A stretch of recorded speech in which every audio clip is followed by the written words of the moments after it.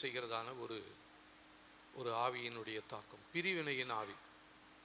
இது தேசத்துக்குள்ளாக இருக்கிறது, சபைக்குள்ளாக இருக்கிறது, குடும்பங்களுக்குள்ளாக இருக்கிறது, சமுதாயத்திற்குள்ளாகவும் இருக்கிறது. இந்த பிரிவினை குறித்து நாம் சின்ன வயசில், நான் 3ஆம் கிளாஸ் படிக்கும் பொழுது ஒரு ஸ்டோரி ஒன்று போட்டிருப்பாங்க. 4 எருது, ஒரு சிங்கம், ஒரு நரி. இந்த கதை உங்களுக்கு தெரியுமா? ஆமாம். இந்த 4 சிங்கமும் ஒன்றா இருக்கும், இந்த 4 எருதுகளும் ஒன்றா இருக்கும். சிங்கம் அதை பிடிச்சி சாப்பிட்லான்னு கிட்ட வரும்பொழுது 4 சேர்ந்து அதை அட்டாக் பண்ணி ஓடிடும். இப்படி போயிட்டே இருக்கும்பொழுது ஒரு நாள் ரொம்ப கவலையோடு உட்காந்துட்டு இருக்குது. அப்போது தந்திரமுள்ள நரி வருது. ஏன் சிங்கம் என்னாச்சு, ரொம்ப கவலையோடு இருக்கிறீங்க? நான் இந்த 4 இதுலேயும் ஒரு இதை பிடிச்சி சாப்பிட்லான்னு பார்த்தா 4 சேர்ந்துக்கிட்டு என்னை குத்துது, துரத்துது. என்னால் எதையுமே சாப்பிட முடியல, என் இஷ்டத்தை செய்ய முடியல.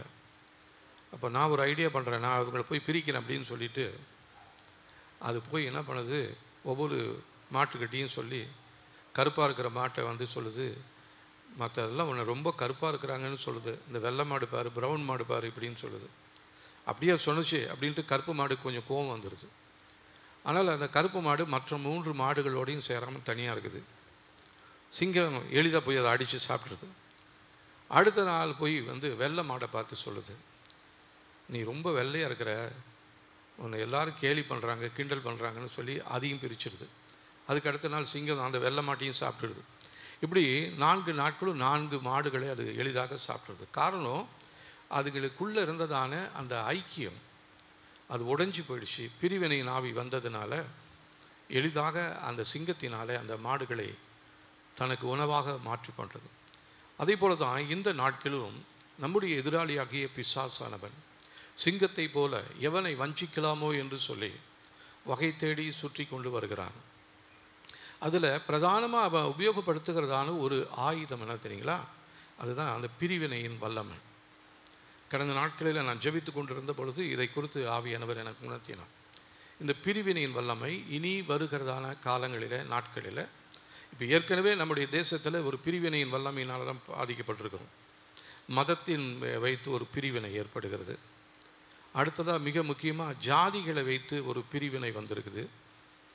இது வெளியில் உலகத்தில் இருக்கலாம், ஆனால் இன்றைக்கி தேவ பிள்ளைகளுடைய வாழ்க்கையில், சபையில் இந்த பிரிவினையின் ஆவிகள் இன்று அதிகமாக இருக்கிறது.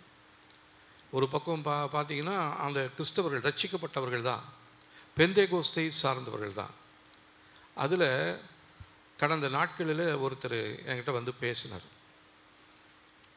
அவர் என்கிட்ட என்ன சொன்னார் அப்படின்னா, அவர் ஒரு குறிப்பிட்ட சமுதாயத்தை சேர்ந்தவர், அவர் ஊழியக்காரர். அவர் சொன்னார், நீங்கள் என்ன ஜாதின்னு எனக்கு தெரிஞ்சுக்கலாமா அப்படின்னாரு. ஏன் அப்படின்னு. இல்லை, நான் இந்த ஜாதி, நம்ம இந்த கோத்தரத்தில் நிறைய பேர் ஊழியக்காரங்களாக இருக்கிறாங்க, அவங்கள வச்சு அந்த ஜாதியில் ஒரு சங்கத்தை ஏற்படுத்தணும்னு நான் நினைக்கிறேன். உங்கள் சொந்தக்காரங்களெல்லாம் பார்த்தேன், அவங்க எல்லாமே என்னுடைய ஜாதியாக தான் இருக்கிறாங்க, அதனால் நீங்களும் அந்த ஜாதியாக தான் இருப்பீங்கன்னு நினைக்கிறேன், அதனால் நீங்களும் அதை சேர்ந்துக்குங்க அப்படின்னாரு. நான் சொன்னேன், இந்த ஜாதி இதெல்லாம் எனக்கு பிடிக்காது. எங்கள் வீட்டில் நிறைய ஜாதிகள் இருக்குது. நாங்கள் திருமணம் செய்த இடத்துல ஒவ்வொருத்தரும் ஒவ்வொரு ஜாதியில் இருக்கிறோம். அதனால் எந்த ஜாதி பெருசு எந்த ஜாதி சின்னதுன்னு எனக்கு சொல்ல தெரியாது, நீங்கள் வேறு யாரையாவது பாருங்கள் அப்படின்னு சொன்னேன். அவர் இன்னும் இருக்கிறார். என்னை பார்க்கும்பொழுது அப்படியே ஒரு மாதிரி தான் பார்த்துட்டு சிரிப்பார். ஏன்னா சொந்தக்காரங்க எல்லாமே அந்த சகோதரனுடைய அந்த இனத்தில் இருக்கிறாங்க அப்படின்னு அவருக்கு ஒரு யோசனை. ஏதோ ஒரு குடும்பத்தில் ஒரு கூடுகைகளை வந்த பொழுது அவங்க நிறைய பேர் இந்த ஜாதியில் இருக்கிறாங்கன்னு அவர் தெரிஞ்சுக்கிட்டு என்கிட்ட அப்ரோச் பண்ணார். உங்கள் அப்பா இந்த ஜாதியாமில்ல அப்படின்னாரு. எங்கள் அப்பா அந்த ஜாதியாக இருந்தாலும் நான் அந்த ஜாதி இல்லை அப்படின்னேன் நான். அப்போது ஜாதியை வைத்து இன்றைக்கு பிரிவினை செய்து கொண்டிருக்கிறதான சமுதாயம் மாத்திரமல்ல, சபையும் இன்றைக்கு பெரிய பிரச்சனை.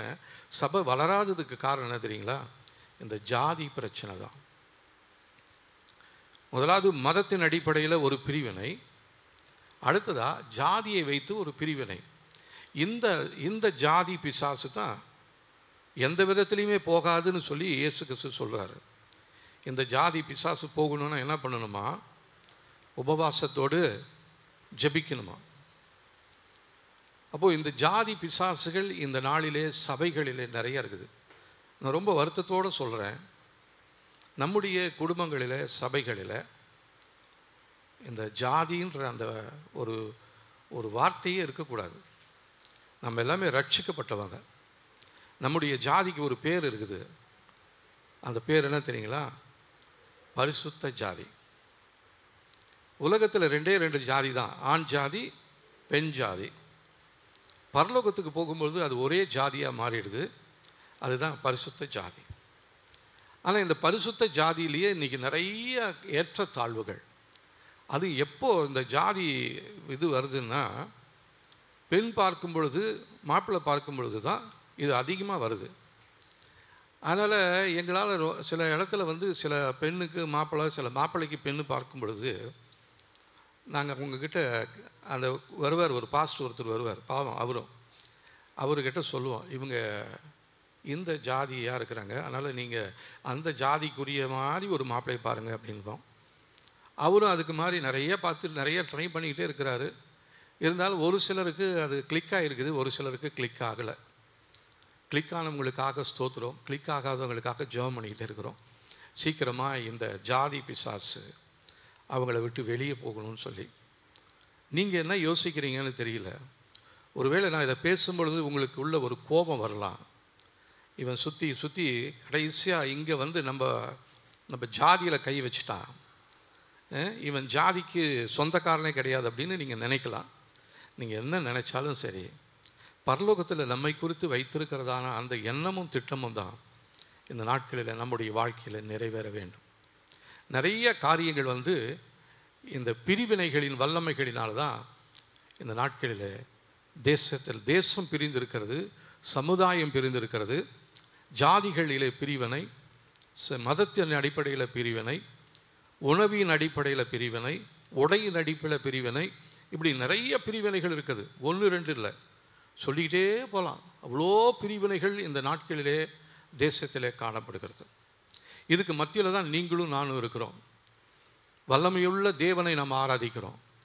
நம்முடைய தேவன் அவரும் வந்து தன்னுடைய ஜாதியில் தான் வந்தாருன்னு நம்ம நினைக்கிறோம். அவர் என்ன ஜாதியில் வந்தாருன்னு அதுக்கு ஒரு பேர் வச்சுருப்பாங்க, யூத ஜாதி அப்படின்னு வச்சுருப்பாங்க. ஆனால் நாமெல்லாம் யார்? புற ஜாதிகள். அவங்க யூத ஜாதி, அவங்க மேன்மையானவங்க. ஆனால் நாம் தாழ்மையானவங்க. தாழ்மையாக இருக்கிற நம்ம தான் கர்த்தர் தெரிந்து கொண்டிருக்கிறார். அவரை ஆராதிக்கும்படியாக கர்த்தர் உதவி செய்திருக்கிறார். இன்றைக்கி நிறைய ஊழியங்கள் இருக்கிறது, நிறைய சபைகள் எழும்பி இருக்கிறது, நிறைய ஊழியக்காரர்கள் இருக்கிறாங்க.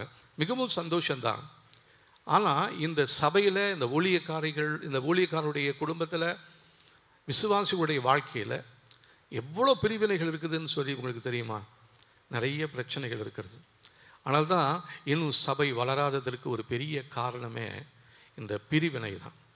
இந்த பிரிவினை என்றைக்கு நம்மை விட்டு நீங்குகிறதோ, என்றைக்கு நாம் அதற்கு அடிமையாக இல்லாமல் வெளியே வரணும்னு நம்ம யோசிக்கிறோமோ, அந்த நாளில் தான் நம்முடைய சபையில் ஒரு பெரிய ஆசீர்வாதம் உண்டாகும்.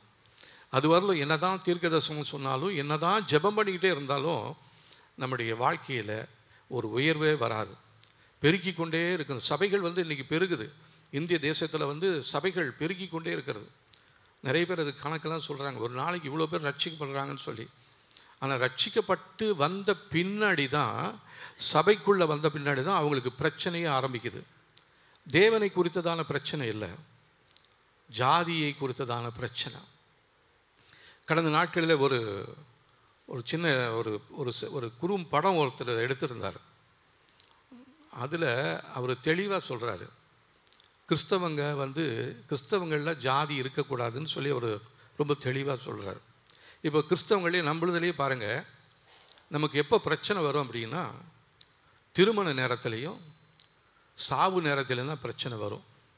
பெரிய சபைகளெல்லாம் என்ன சொல்லுவாங்க அப்படின்னா, நம்மளை பார்த்துட்டு இவனுங்க கல்லறைக்காகவும் கல்யாணத்துக்காகவும் தான் இங்கே வரானுங்க, மற்றபடி இங்கே வரதே இல்லை அப்படின்வாங்க.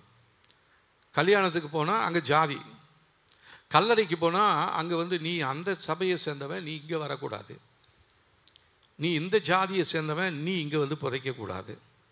புதைக்கும் பொழுது கிழக்கு பக்கமாக பார்த்து புதைக்கணும். தலைமாட்டில் ஒரு சிலுவையை கொண்டாந்து அடிக்கணும். இதெல்லாம் யார் வச்சது? எங்கேருந்து வந்தது? நம்முடைய சமுதாயத்தில், சந்ததியில் நாம் தொடர்ந்து பின்பற்றி கொண்டு வருகிற அநேக காரியங்கள் இன்றைக்கி நம்முடைய சபைக்குள்ளாக வந்து கொண்டு இருக்கிறது. நான் சொன்னதான் அந்த படத்தில் அவர் கடைசியாக ஒருத்தர் செத்து போயிடுவார். செத்து போன பின்னாடி அவரை புதைக்கிறதுக்காக அந்த ரெவரண்ட் ஒருத்தர் இருப்பார். ஐயர்கிட்ட போய் கேட்பாங்க. ஐயர் சொல்லுவார், எனக்கு கமிட்டி, சபை மக்கள் இவங்கெல்லாம் இருக்கிறாங்க, அவங்களெல்லாம் நான் சரி பண்ணணும்னு என்னால் முடியாது, நீங்கள் வேறு எங்கேயாவது புதைச்சிக்குங்க அப்படின்றாரு. அப்போது அந்த செத்து போனவர் சாகிறதுக்கு முன்னாடியே சொல்கிறாரு, நீங்கள் என்னை எரிச்சிடுங்க அப்படின்றாரு. அந்த படத்தை பார்த்துட்டு கீழே கமெண்ட்ஸில் சொல்கிறாங்க, வேதத்தில் எரிக்கணும்னு எங்கே இருக்குது அப்படின்னு. இருக்குதா எரிக்கணும்னு சொல்லி? இருக்கா வேதத்தில்? யாருக்கும் தெரியலையா? எங்கேயுமே கிடையாது. அதனால் நீங்கள் போட்டு என்னை எரிச்சிடுங்க அப்படின்றாரு. அழகாக இன்றைக்கி கார்பரேஷனில் அந்த எரிக்கக்கூடிய அந்த தகன காரியங்கள் நிறைய இடத்துல இருக்குது. அந்த இடத்துல கொண்டு போய் எரிச்சிடலாமே. அருமையான சகோதரர் சங்கர் அவங்க அப்பா இறந்தப்போ அப்படி தான் போய் தகனம் தான் பண்ணாங்க. அதனால் ஆண்டவர் நீ எரிக்கப்பட்டுட்ட, நீ பரலோகத்துக்கு வரக்கூடாதுன்னு சொல்ல முடியாது. நமக்கு முன்னாடி அவர் தான் போயிருக்கிறார். எனக்கு நல்லா ஒரு விசுவாசம் இருக்குது. அவர் கடைசியாக ஆண்டவரை ஏற்றுக்கொண்டு விசுவாசத்துக்குள்ளாக வந்து தான் அவர் மரித்தார். லாலஸ்தான் எடுத்த பின்னாடி தான் அவர் மரித்தார். ஆனால் எரிக்கிறதோ புதைக்கிறதோ எதுவோ நம்ம என்ன பண்ணணும் அப்படின்னா, ஊருக்கு போனால் அந்த ஊருக்கு தகுந்த மாதிரி நம்ம நடந்துக்கணும். பாம்பு தின்ற ஊருக்கு போனால் என்ன சொல்லுவாங்களாம்? என்ன கேட்பாங்க? நடுக்கண்டம் எனக்கு வேணும்னுவாங்களாம். ஏன்னா தலையை பார்த்தா பாம்பாக இருக்கும், வாழை பார்த்தா பாம்பாக இருக்கும். அதனால் நடுக்கண்டத்தை மாத்திரம் பார்த்துட்டு அது மீன் மாதிரியே இருக்கும். அதனால் மீன் தின்ற ஊருக்கு போனால், பாம்பு தின்ற ஊருக்கு போனால் நடுக்கண்டம் எனக்கு வேணும்னு கேட்பாங்களாம். அப்படி நம்ம இந்த நாட்களில் நம்முடைய வாழ்க்கையில் காணப்படுகிற தேவையில்லாத பிரிவினைகள் எல்லாமே நம்மை விட்டு அகற்றி போடும்படியாக நம்ம ஒப்பு கொடுத்து ஜெபிக்கணும். அது ஒரு பெரிய ஜெபம். இது ஒரு பெரிய ஒரு சாட்சியாக இருக்குது. நம்முடைய குடும்பத்தில், நம்முடைய சபையில் இவ்விதமான அந்த காரியங்கள் தயவு செய்து யாருமே பேச வேண்டாம். அப்படி இருந்தால் நீங்கள் ரட்சிக்கப்படலைன்னு சொல்லி அர்த்தம். ரட்சிக்கப்பட்டிருந்தால் நமக்குள்ளற எந்த விதமான வேறுபாடும் இருக்கக்கூடாது, பிரிவினையும் இருக்கக்கூடாது. பிரிவினை குறித்து இயேசு கிறிஸ்து சொல்லும் பொழுது நம்ம வாசிக்கலாம் பாருங்க. மத்தேயு எழுதின சுவிசேஷம்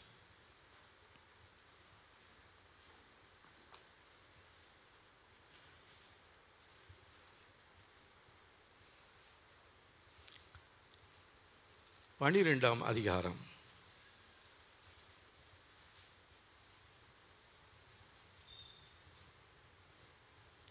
இந்த இடத்துல கர்த்தர் ஒரு அற்புதத்தை செய்கிறார்.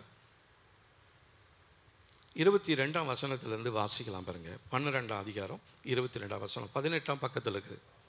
அப்பொழுது பிசாசு பிடித்த குருடும் ஊமையுமான ஒருவன் அவரிடத்தில் கொண்டு வரப்பட்டான். குருடும் ஊமையுமானவன் பேசவும் காணவும் தக்கதாக அவனை சொஸ்தமாக்கினார். ஜனங்கள் எல்லாரும் ஆச்சரியப்பட்டு, தாவீதின் குமாரன் இவர்தானோ என்றார்கள்.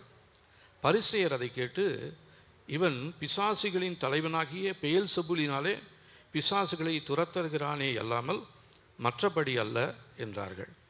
இயேசு கிறிஸ்து ஒரு ஒரு சகோதரனுடைய அவங்க வாழ்க்கையில் ஒரு பிசாசு இருக்குது. அது என்ன பண்ணுது? அவருக்கு பார்வையை இழக்க வச்சு அவங்களுடைய வாயை கட்டி வச்சிருது. குருடும் ஊமையுமான ஒரு ஆவி.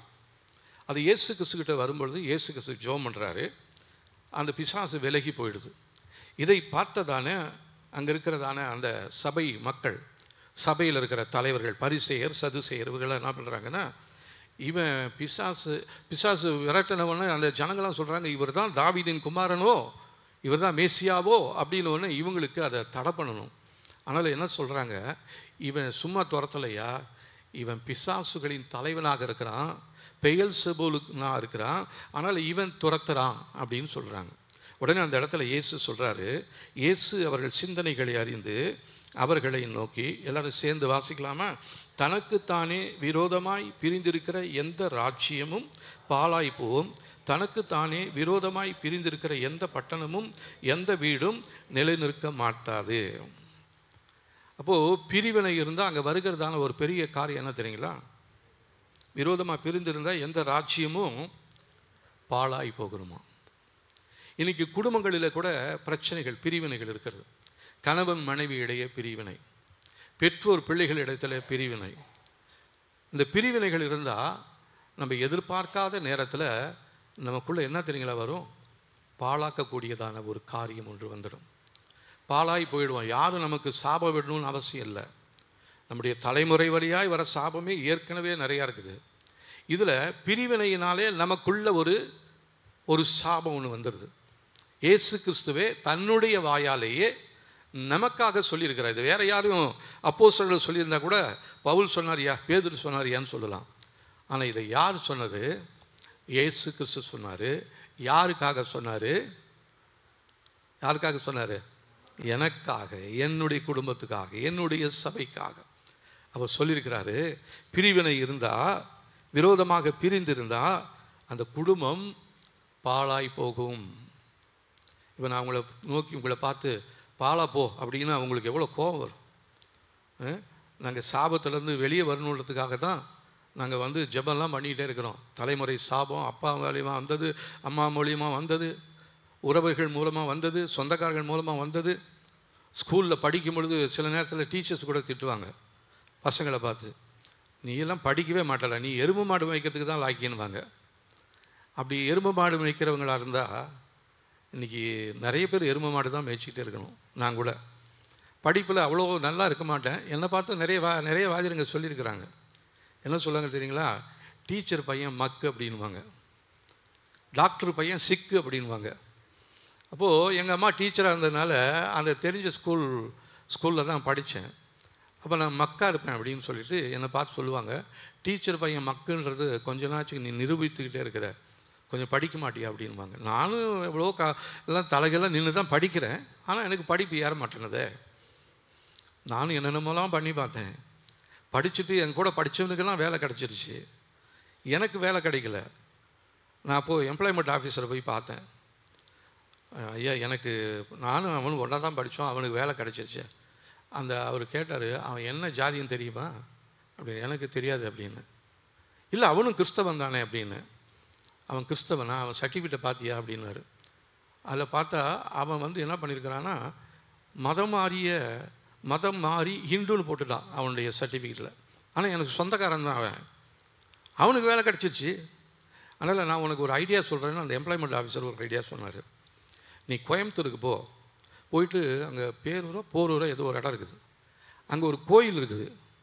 அங்கே போய் அந்த சாமிகிட்ட போய் நீ உன் பேரெல்லாம் சொல்லி பேரை மாற்றிட்டு ஒரு சர்டிஃபிகேட் வாங்கிட்டு வந்துடு. உனக்கு நாளைக்கே உனக்கு ஒரு இன்டர்வியூ இருக்குது, நான் உனக்கு அனுப்பி விட்றேன் அப்படின்னாரு. அப்போ நான் சொன்னேன், அப்படிப்பட்ட வேலை எனக்கு வேணாம் ஐயா, நான் ஆண்டவரை மறுதளிக்க மாட்டேன். அப்போ நீ இந்த எம்ப்ளாய்மெண்ட்டில் பதிவு பண்ணி பிரயோஜனமே இல்லை, நீ வீட்டுக்கு போய்ட்டு அப்படின்ட்டார். அதனால் எம்ப்ளாய்மெண்ட்லேருந்து எனக்கு ஒரு இன்டர்வியூ கார்டு வந்தது கிடையாது. இப்போ நான் என்ன சொல்கிறேன் அப்படின்னா, இன்றைக்கி தேசமே பிரிவினைகளினாலே பிரிக்கப்பட்டிருக்கிறது. இயேசு கிறிஸ்து என்ன சொல்கிறாரு? எந்த ஒரு சாத்தான் துரத்தினால் தனக்கு விரோதமாக தானே பிரிவினை செய்கிறதா இருக்குமே, அப்படி செய்தால் அவன் ராஜ்யம் எப்படி நிலை நிற்கும்? இப்போ நமக்குள்ளாரியே ஒரு பிரிவினை, நமக்குள்ளாரியே நிறைய பேரை துரத்துறோம். பொண்ணு பார்க்க முடியல, மாப்பிள்ளை பார்க்க முடியல. அவங்க வரும் பொழுது அவங்க சொல்கிறதான காரியங்களை கேட்கும் பொழுது எனக்கு ரொம்ப டென்ஷன் ஆகிடுது. சிலவங்கலாம் சொல்கிறாங்க, கேட்டிங்களா, ஒரு பொண்ணு ஒரு மாப்பிள்ளை பார்த்துட்டா அதுக்கப்புறம் கேட்குறாங்க, அவங்க என்ன ஜாதின்னு கேட்டிங்களா அப்படின்னா. நீங்கள் தான் பேசிக்கணும், இதெல்லாம் நான் பேச மாட்டேன். எல்லாம் ஒழுங்கான பின்னாடியும் அவங்க கேட்குறாங்க, என்ன ஜாதின்னு மாத்திரம் கேளுங்களேன் அப்படின்னு. எனக்கு சர்ன்னு கோவம் வந்துருச்சு. அதுக்கப்புறம் நான் அவங்ககிட்ட பேசலை. அவங்க பேசினா, பேபி தான் நீ பேசுமா அப்படின்னு இருந்தேன். ஏன்னா எங்கள் 2 பேருமே நாங்கள் இந்த காரியத்தில் ரொம்ப ஒரு எதிர்பார்க்கத்தான் இருக்கிறோம். ஆனால் விசுவாசிகளை நேசிக்கிறோம், விசுவாச குடும்பங்களுக்காக நாங்கள் ஜெபித்து கொண்டு இருக்கிறோம். அப்போ இதில் முதலாவது ஒரு பிரதானமான ஒரு தடை, சபை வளர முடியாததற்கு ஒரு காரணம், குடும்பத்தை கட்ட முடியாதபடி காரணம் என்ன தெரியுங்களா? இந்த பிரிவினையின் வல்லமைகள் தான். ஆகவே இந்த நாட்களில் தயவு செய்து தேவ பிள்ளைகளாகிய நாம் நமக்குள்ள எந்த பிரிவினையும் இருக்கக்கூடாது. நம்முடைய குடும்பத்திலையும் சரி, சபையிலையும் சரி, பிள்ளைகளுடைய வாழ்க்கையிலையும் சரி, பிரிவினை இல்லாதபடிக்கு தேவன் நமக்கு உதவி செய்யும்படியாக நீங்கள் மற்றதெல்லாம் அதுக்கப்புறம் ஜெபம் பண்ணிக்கோங்க. உங்கள் குடும்பம் வீடு கட்டணும், கடனை கட்டணும், எல்லாத்துக்கும் நீங்கள் ஜெபம் பண்ணுறீங்க. ஆனால் முதலாவது நீங்கள் ஜெபம் பண்ணணும், பிரிவினையின் வல்லமை என் குடும்பத்துக்குள்ளே, என் சபைக்குள்ளே இருக்கக்கூடாது. இது நான் ரொம்ப நாளாக சொல்லணுன்னே இருந்தேன். கடந்த நாட்களில் ஆவியானவர் என்ன இதை குறித்து பேசும்படியாக சொன்னார். பிரிவினை இருக்கும் பொழுது சபை வளராது, பிரிவினை இருக்கும் பொழுது குடும்பம் கட்டப்பட முடியாது. அப்படியே கட்டப்பட்டிருந்தாலும் கொஞ்ச நாளில் பிரச்சனை வந்து அவங்க கோர்ட்டு கச்சேரின்னு போய் ஒரு பிரிவினை வந்துடும். தேவன் இணைத்ததை மனிதன் பிரிக்காது இருக்க கடவன். இதுதான் கர்த்தர் சொன்ன வார்த்தை. அப்போ தேவன் திருமணத்தில் இணைக்கும் பொழுது அதை பிரிக்கக்கூடியதான அந்த அதிகாரம் எந்த மனிதனுக்கும் கிடையாது. ஆனால் இன்றைக்கி உலகத்தில் அதற்காக அரசாங்கத்தில் என்ன பண்ணுறாங்க, சில சட்டங்களையெல்லாம் மாற்றி கொண்டு இருக்கிறாங்க. இன்னும் உங்களுக்கு ஒன்று தெரியுமா, நம்முடைய கிறிஸ்தவ திருமண சட்டம் என்பது ஒரு விசேஷத்தான ஒரு சட்டம். முன்னாடி அப்படி இருந்துச்சு. டைவர்ஸ் கொடுக்கணும் அப்படின்னா, கிறிஸ்தவங்க கல்யாணத்தில் போய் டைவர்ஸ் கொடுக்கணும்னு சொன்னால் ஹைகோர்ட் ஜட்ஜிங்க 3 பேர் வந்து அந்த கேஸில் வந்து அவங்க சொல்லணும் இவங்களுக்கு கொடுக்கலாம் அப்படின்னு சொல்லி. ஆனால் மற்ற சமுதாயத்தில் அப்படி இல்லை. அவங்க போய் ஒரு அரச மரத்துக்கு அடியில் ஒரு தாலியை கட்டிக்குவாங்க, ஒரு இது பண்ணிக்குவாங்க. இப்போ நம்மளுடைய வாழ்க்கையிலுமே நிறைய பேர் மோதிரம் மாற்றிக்கிட்டு இந்த தெருவில் மோதிரம் மாற்றுறாங்க, தெருவு முக்கில் போய் மோதிரத்தை கழட்டிவிட்டு தான் நீ வேற நான் வேறன்னு பிரிஞ்சு போயிடுறாங்க. இது வந்து தேவனுக்கு பிரியமில்லாத ஒரு காரியமாக இருக்கிறது. ஆனால் இந்த நாட்களில் நீங்கள் ரொம்ப அதிகமாக சிந்திக்க வேண்டியது இந்த காரியம். எங்கள் வாழ்க்கையில் குடும்பத்தில் பிரிவினைகள் என்ன இருக்குது அப்படின்னு சொல்லி யோசிக்கணும். நீங்கள் இதனால் கோவிச்சுக்கிட்டாலும் சரி, சபைக்கு வரலன்னு சொன்னாலும் சரி, எனக்கு அதை பற்றி கவலையே இல்லை. இதை நான் சொல்ல வேண்டியது சொல்கிறேன், என்னுடைய கடமையாக இருக்கிறது. பிரிவினையின் வல்லமையினால் பிரிக்கப்பட்டு நிறைய குடும்பங்கள் சீரழிக்கப்பட்டிருக்கிறது. இன்றைக்கி ஒரே ஜாதியில் பொண்ணு பார்த்து பொண்ணு கட்டி பிரிந்து போன குடும்பங்கள் ஏகப்பட்டது இருக்குது. ஏன் அங்கே அந்த ஜாதி வந்து அவங்களுக்கு தடையாக இல்லை? பிரிகிறதுல சேரதில் தான் அந்த ஜாதி, பிரிக்கிறதுல ஒன்றுமே இல்லை, எளிதாக பிரிச்சுட்டு போயிடலாம். அது இப்போ 2 பேர் என்ன பண்ணுறாங்கன்னா, 2 பேரும் ஏகோபித்து நான் விவாகரத்து பண்ணிக்கிறேன் அப்படின்னு அந்த பொண்ணும் அந்த மாப்பிள்ளையை சொன்னால் அவங்களுக்கு உடனே விவாகரத்து கொடுத்துட்றாங்க. நிறைய பேருடைய வாழ்க்கையில் எத்தனையோ வருஷங்களாக விவாகரத்து கேஸ் நடந்துகிட்டே இருக்குது. அப்போ கோர்ட்டில் நான் ஒரு நாள் பார்க்கும் பொழுது ஒருத்தர் சொன்னார், விவாகரத்து பெறுவதற்காக வந்திருக்கிறாரு. அவர் சொன்னார், இவளை அந்த பொண்ணு அந்த எதிர்த்தாப்பில் இருக்கிறா, இவரும் இங்கே இருக்கிறாரு, இவளை நான் அன்றைக்கே குத்திட்டு போயிருந்தேன்னா பேசாமல் 10 வருஷம் ஜெயிலில் இருந்துட்டு நான் வெளியே வந்திருப்பேன். ஆனால் நான் இப்போ இன்றைக்கி 15 வருஷமாக நான் என்ன பண்ணிகிட்டு இருக்கிறேன் தெரியுமா, அலைஞ்சிக்கிட்டே இருக்கிறேன் அப்படின்னாரு. அப்போது மனிதனுக்கு எளிதான ஒரு காரியம், ஒரே குத்து ஒரே வெட்டு, பிரித்து போயிடு. ஏன்னா அவங்களால இணைஞ்சு வாழ முடியல. இது மற்ற சபைகளில் இருக்கலாம். பெந்தேகோஸ்தே சபையில், பரிசுத்த ஆவியினுடைய அபிஷேகத்தை பெற்ற சபையில் இந்த ஆவிகளின் தாக்கங்கள் அதிகமாக இருக்கிறது. பரிசுத்த ஆவியானவர் எல்லாரையும் ஒரு போல தான் நிரப்பினார். அந்த அப்போஸ்தலர் நடபடிகள் 2ஆம் அதிகாரத்தில் எல்லா ஜாதிக்காரங்களும் இருந்தாங்க, 120 பேர் இருந்தாங்க. எல்லாரும் அவங்கவுங்க தங்களுடைய பாஷையில் பேசுகிறத அந்த புறஜாதியார் வந்து கேட்டாங்க. இவங்க என்ன என் பாஷையில் பேசுகிறாங்க, இவங்களுக்கு சம்மந்தமே இல்லை, ஏன் மொழியில் பேசுகிறாங்க, இவர் ஏன் மொழியில் பேசுகிறாரு அப்படின்னு சொல்லி அங்கே ஒரு பெரிய குழப்பமே வந்துருச்சு. ஏன்னா அவங்க எல்லாத்தையும் ஒன்றாக்கக்கூடிய பரிசுத்த ஆவியானவர் அவங்களுக்குள்ளே இறங்கி வந்து அவங்களுக்குள்ளே இருக்கிற வேறுபாடுகளை, அவங்களுடைய பிரிவினைகளை கர்த்தர் முற்றிலுமாக மாற்றினார். இப்போ நீங்கள் எத்தனை பேர் இந்த மாற்றத்துக்குள்ளே வரணும்னு நீங்கள் நினைக்கிறீங்கன்னு உங்களை கை தூக்க சொல்லலை. ஒருவேளை நீங்கள் இந்த நேரத்தில் என் மேலே ரொம்ப கோபமாக இருக்கலாம். நீங்கள் கோச்சிக்கிட்டாலும் சரி, ஆண்டவர் சொன்ன காரியத்தை நான் இந்த நாளிலே உங்களுக்கு சொல்லிக்கிட்டே இருக்கிறேன். ஏன் உங்களுக்குள்ள பிரிவினை? ஏன் உங்களுக்குள்ள இவ்வளோ பிரச்சனை? எங்கள் சொந்தத்திலேயே கடந்த நாட்களில் ஒரு திருமணம் நடந்தது. அவங்க என்ன பண்ணுறாங்கன்னா, அந்த திருமணத்தை பார்க்கும்பொழுது எனக்கே ஒரு வித்தியாசமாக இருந்துச்சு. அவங்க ஏதோ ஒரு புதுமையான காரியங்களெல்லாம் செய்கிறாங்க. கிறிஸ்தவ கல்யாணம் தான். அந்த ஐயர் தான் நடத்தினார். எல்லாம் கிறிஸ்துவ பாட்டெலாம் பாடினாங்க. ஆனால் அதுக்கப்புறம் ரிசப்ஷன் டைமில் பார்த்தீங்கன்னா அந்த பொண்ணுக்கு ஏதோ நெத்தியில் ஒரு பட்டம் மாதிரி ஒன்று கட்டுறாங்க. எனக்கு இது என்னன்னு தெரியல. அப்போ கேட்டதுக்கு அதுக்கு நாத்தி பட்டம் அப்படின்னாங்க. இது ஒருவேளை உங்களுக்கு உங்கள் ஜாதியில் இருந்திருந்தால் நீங்கள், அதாவது நீங்கள் உங்களுக்கு பின்னணியில் இருக்கிறதான அந்த ஜாதியை குறித்து இருக்கணும்னா நீங்கள் தெரிஞ்சுக்கலாம். இதெல்லாம் எங்கள் குடும்பத்தில் இல்லை. நாங்களும் அந்த குடும்பம் தான். ஆனால் அவங்க ஜாதின்ற இதில் பிரிஞ்சு இருக்கிறாங்க. எல்லோரும் நல்ல உயர்ந்த பதவியில் படிச்சிருக்கிறாங்க, நல்ல பட்டம் பெற்றவங்களாக இருக்கிறாங்க. ஆனால் அவங்களுக்குள்ளற ஒரு சின்ன காரியத்தினால அவங்களுக்குள்ள எவ்வளோ பிரச்சனை பார்த்தீங்கன்னா சொல்ல முடியாத பிரச்சனையாக இருக்கிறது. இதை பார்க்கும் பொழுது எனக்கு மிகவும் வருத்தமாக இருந்தது. இப்போ நான் அவங்கள சொந்தக்காரன்னு சொல்கிறதுக்கு எனக்கு வெக்கமாக இருக்குது. ஏன்னா அவங்க அன்னைக்கு பண்ணதான அந்த கூத்து.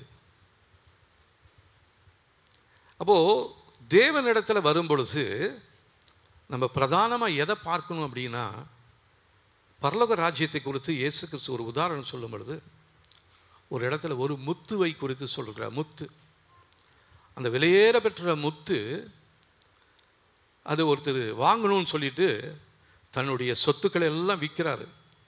சொத்துக்களை எல்லாம் விற்று இது வாங்கினா இது அதுக்கு மேலே அதிக விலை போகும். அதனால் தன்னுடைய வாழ்க்கையில் இருந்ததான எல்லா சொத்துக்களையும் விற்றுட்டு இந்த முத்தை வாங்கினாராம்.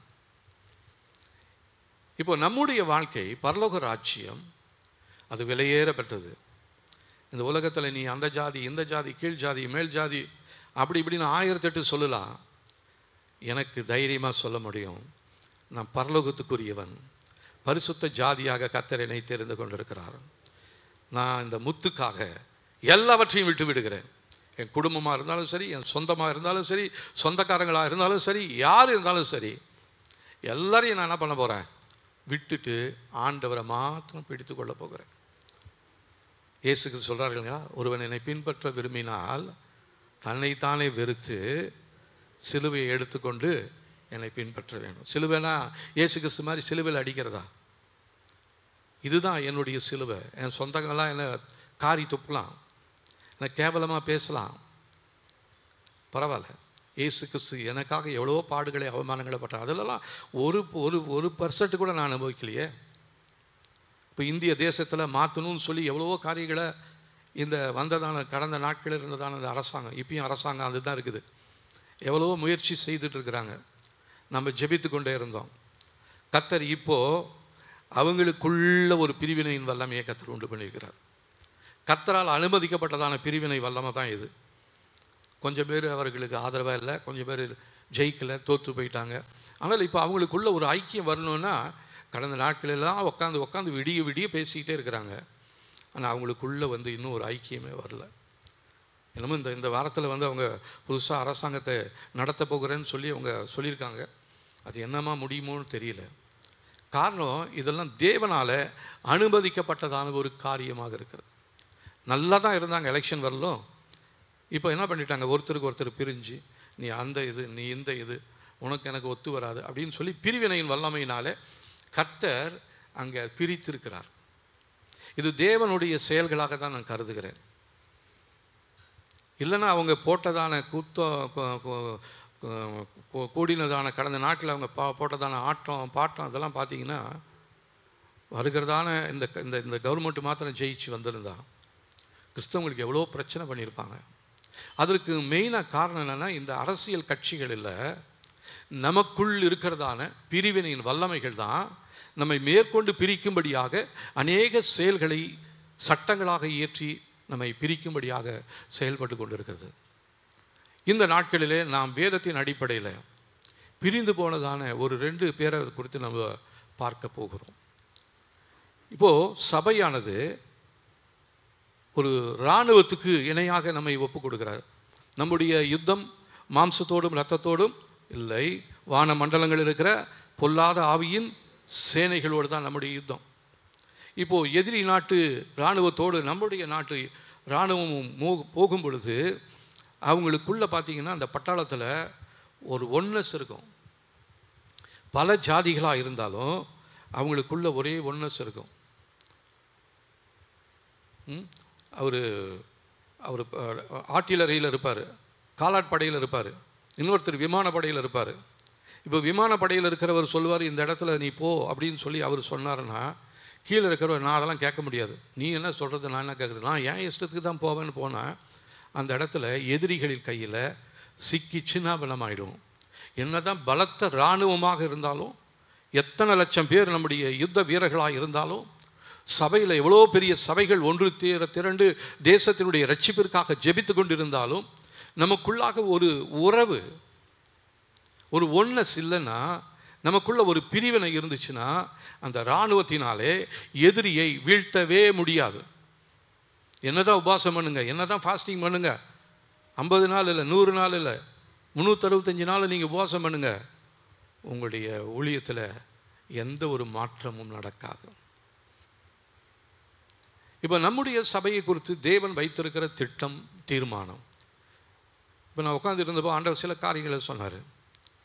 ஒரு பெரிய ஒரு அறுவடையை நான் உனக்கு வைத்திருக்கிறேன், திரளான ஜனங்களை நான் கொண்டு வர போகிறேன், அவங்களுக்கு மத்தியில் நீ இந்த வார்த்தைகளை சொல்லணும், இப்போ இருக்கிறவங்களுக்கு நீ சொல்லு, ஒரு பெரிய அறுவடையை நான் தரப்போகிறேன் அப்படின்னார் ஆண்டவர்.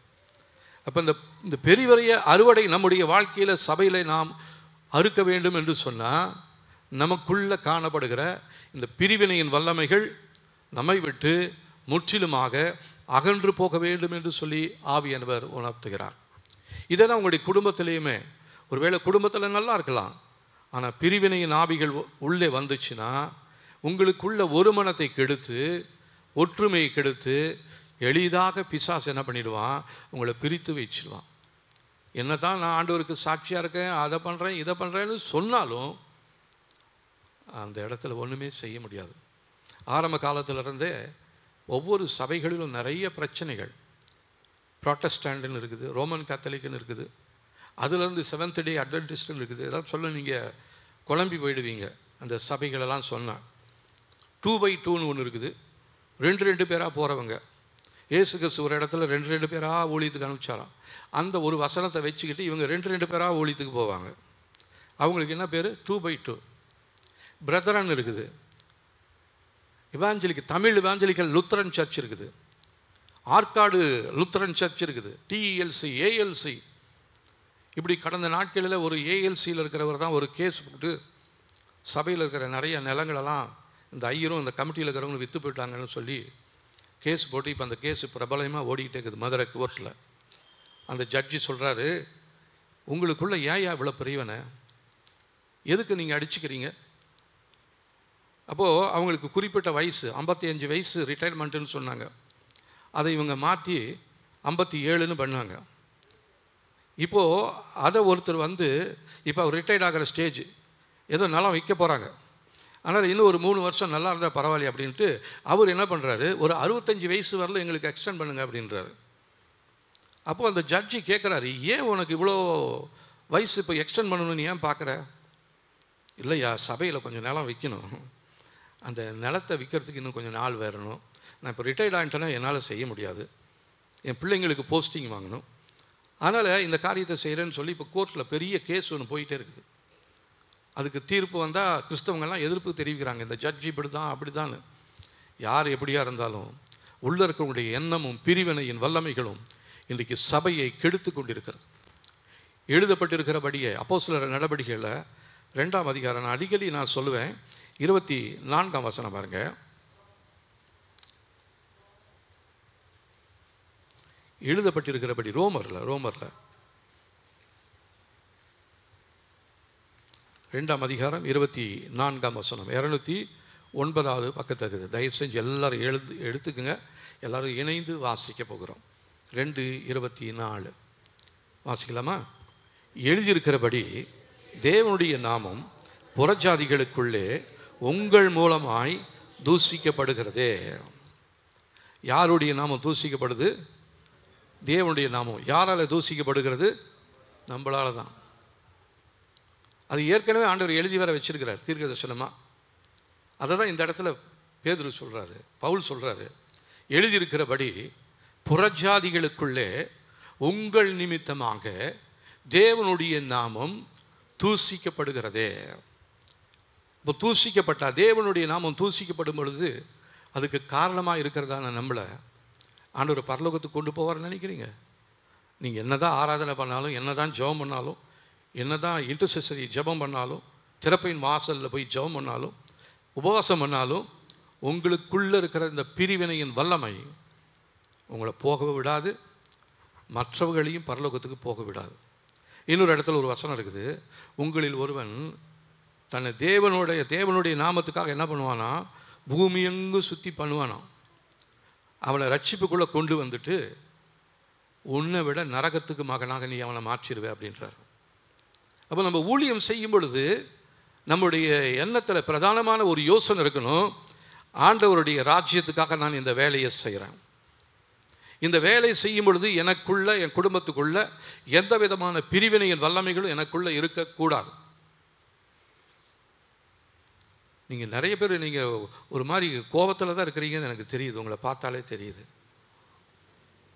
நான் கேட்டால் இல்லைன்னு சொல்லுவீங்க, ஆனால் நிறைய பேருக்கு இருக்குது, உங்களுடைய முகத்தை பார்த்தாலே தெரியுது.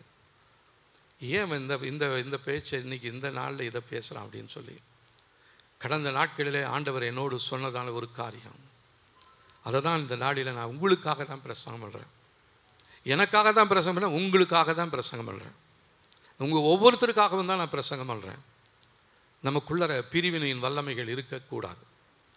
இந்த பிரிவினையின் வல்லமைகளினால் நிறைய அரசாங்கங்கள் பிரிந்து போயிடுச்சு.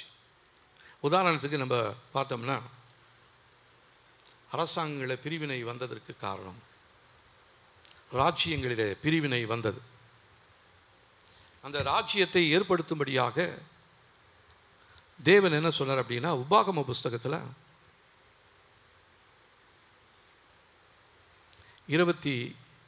17 அதிகாரம்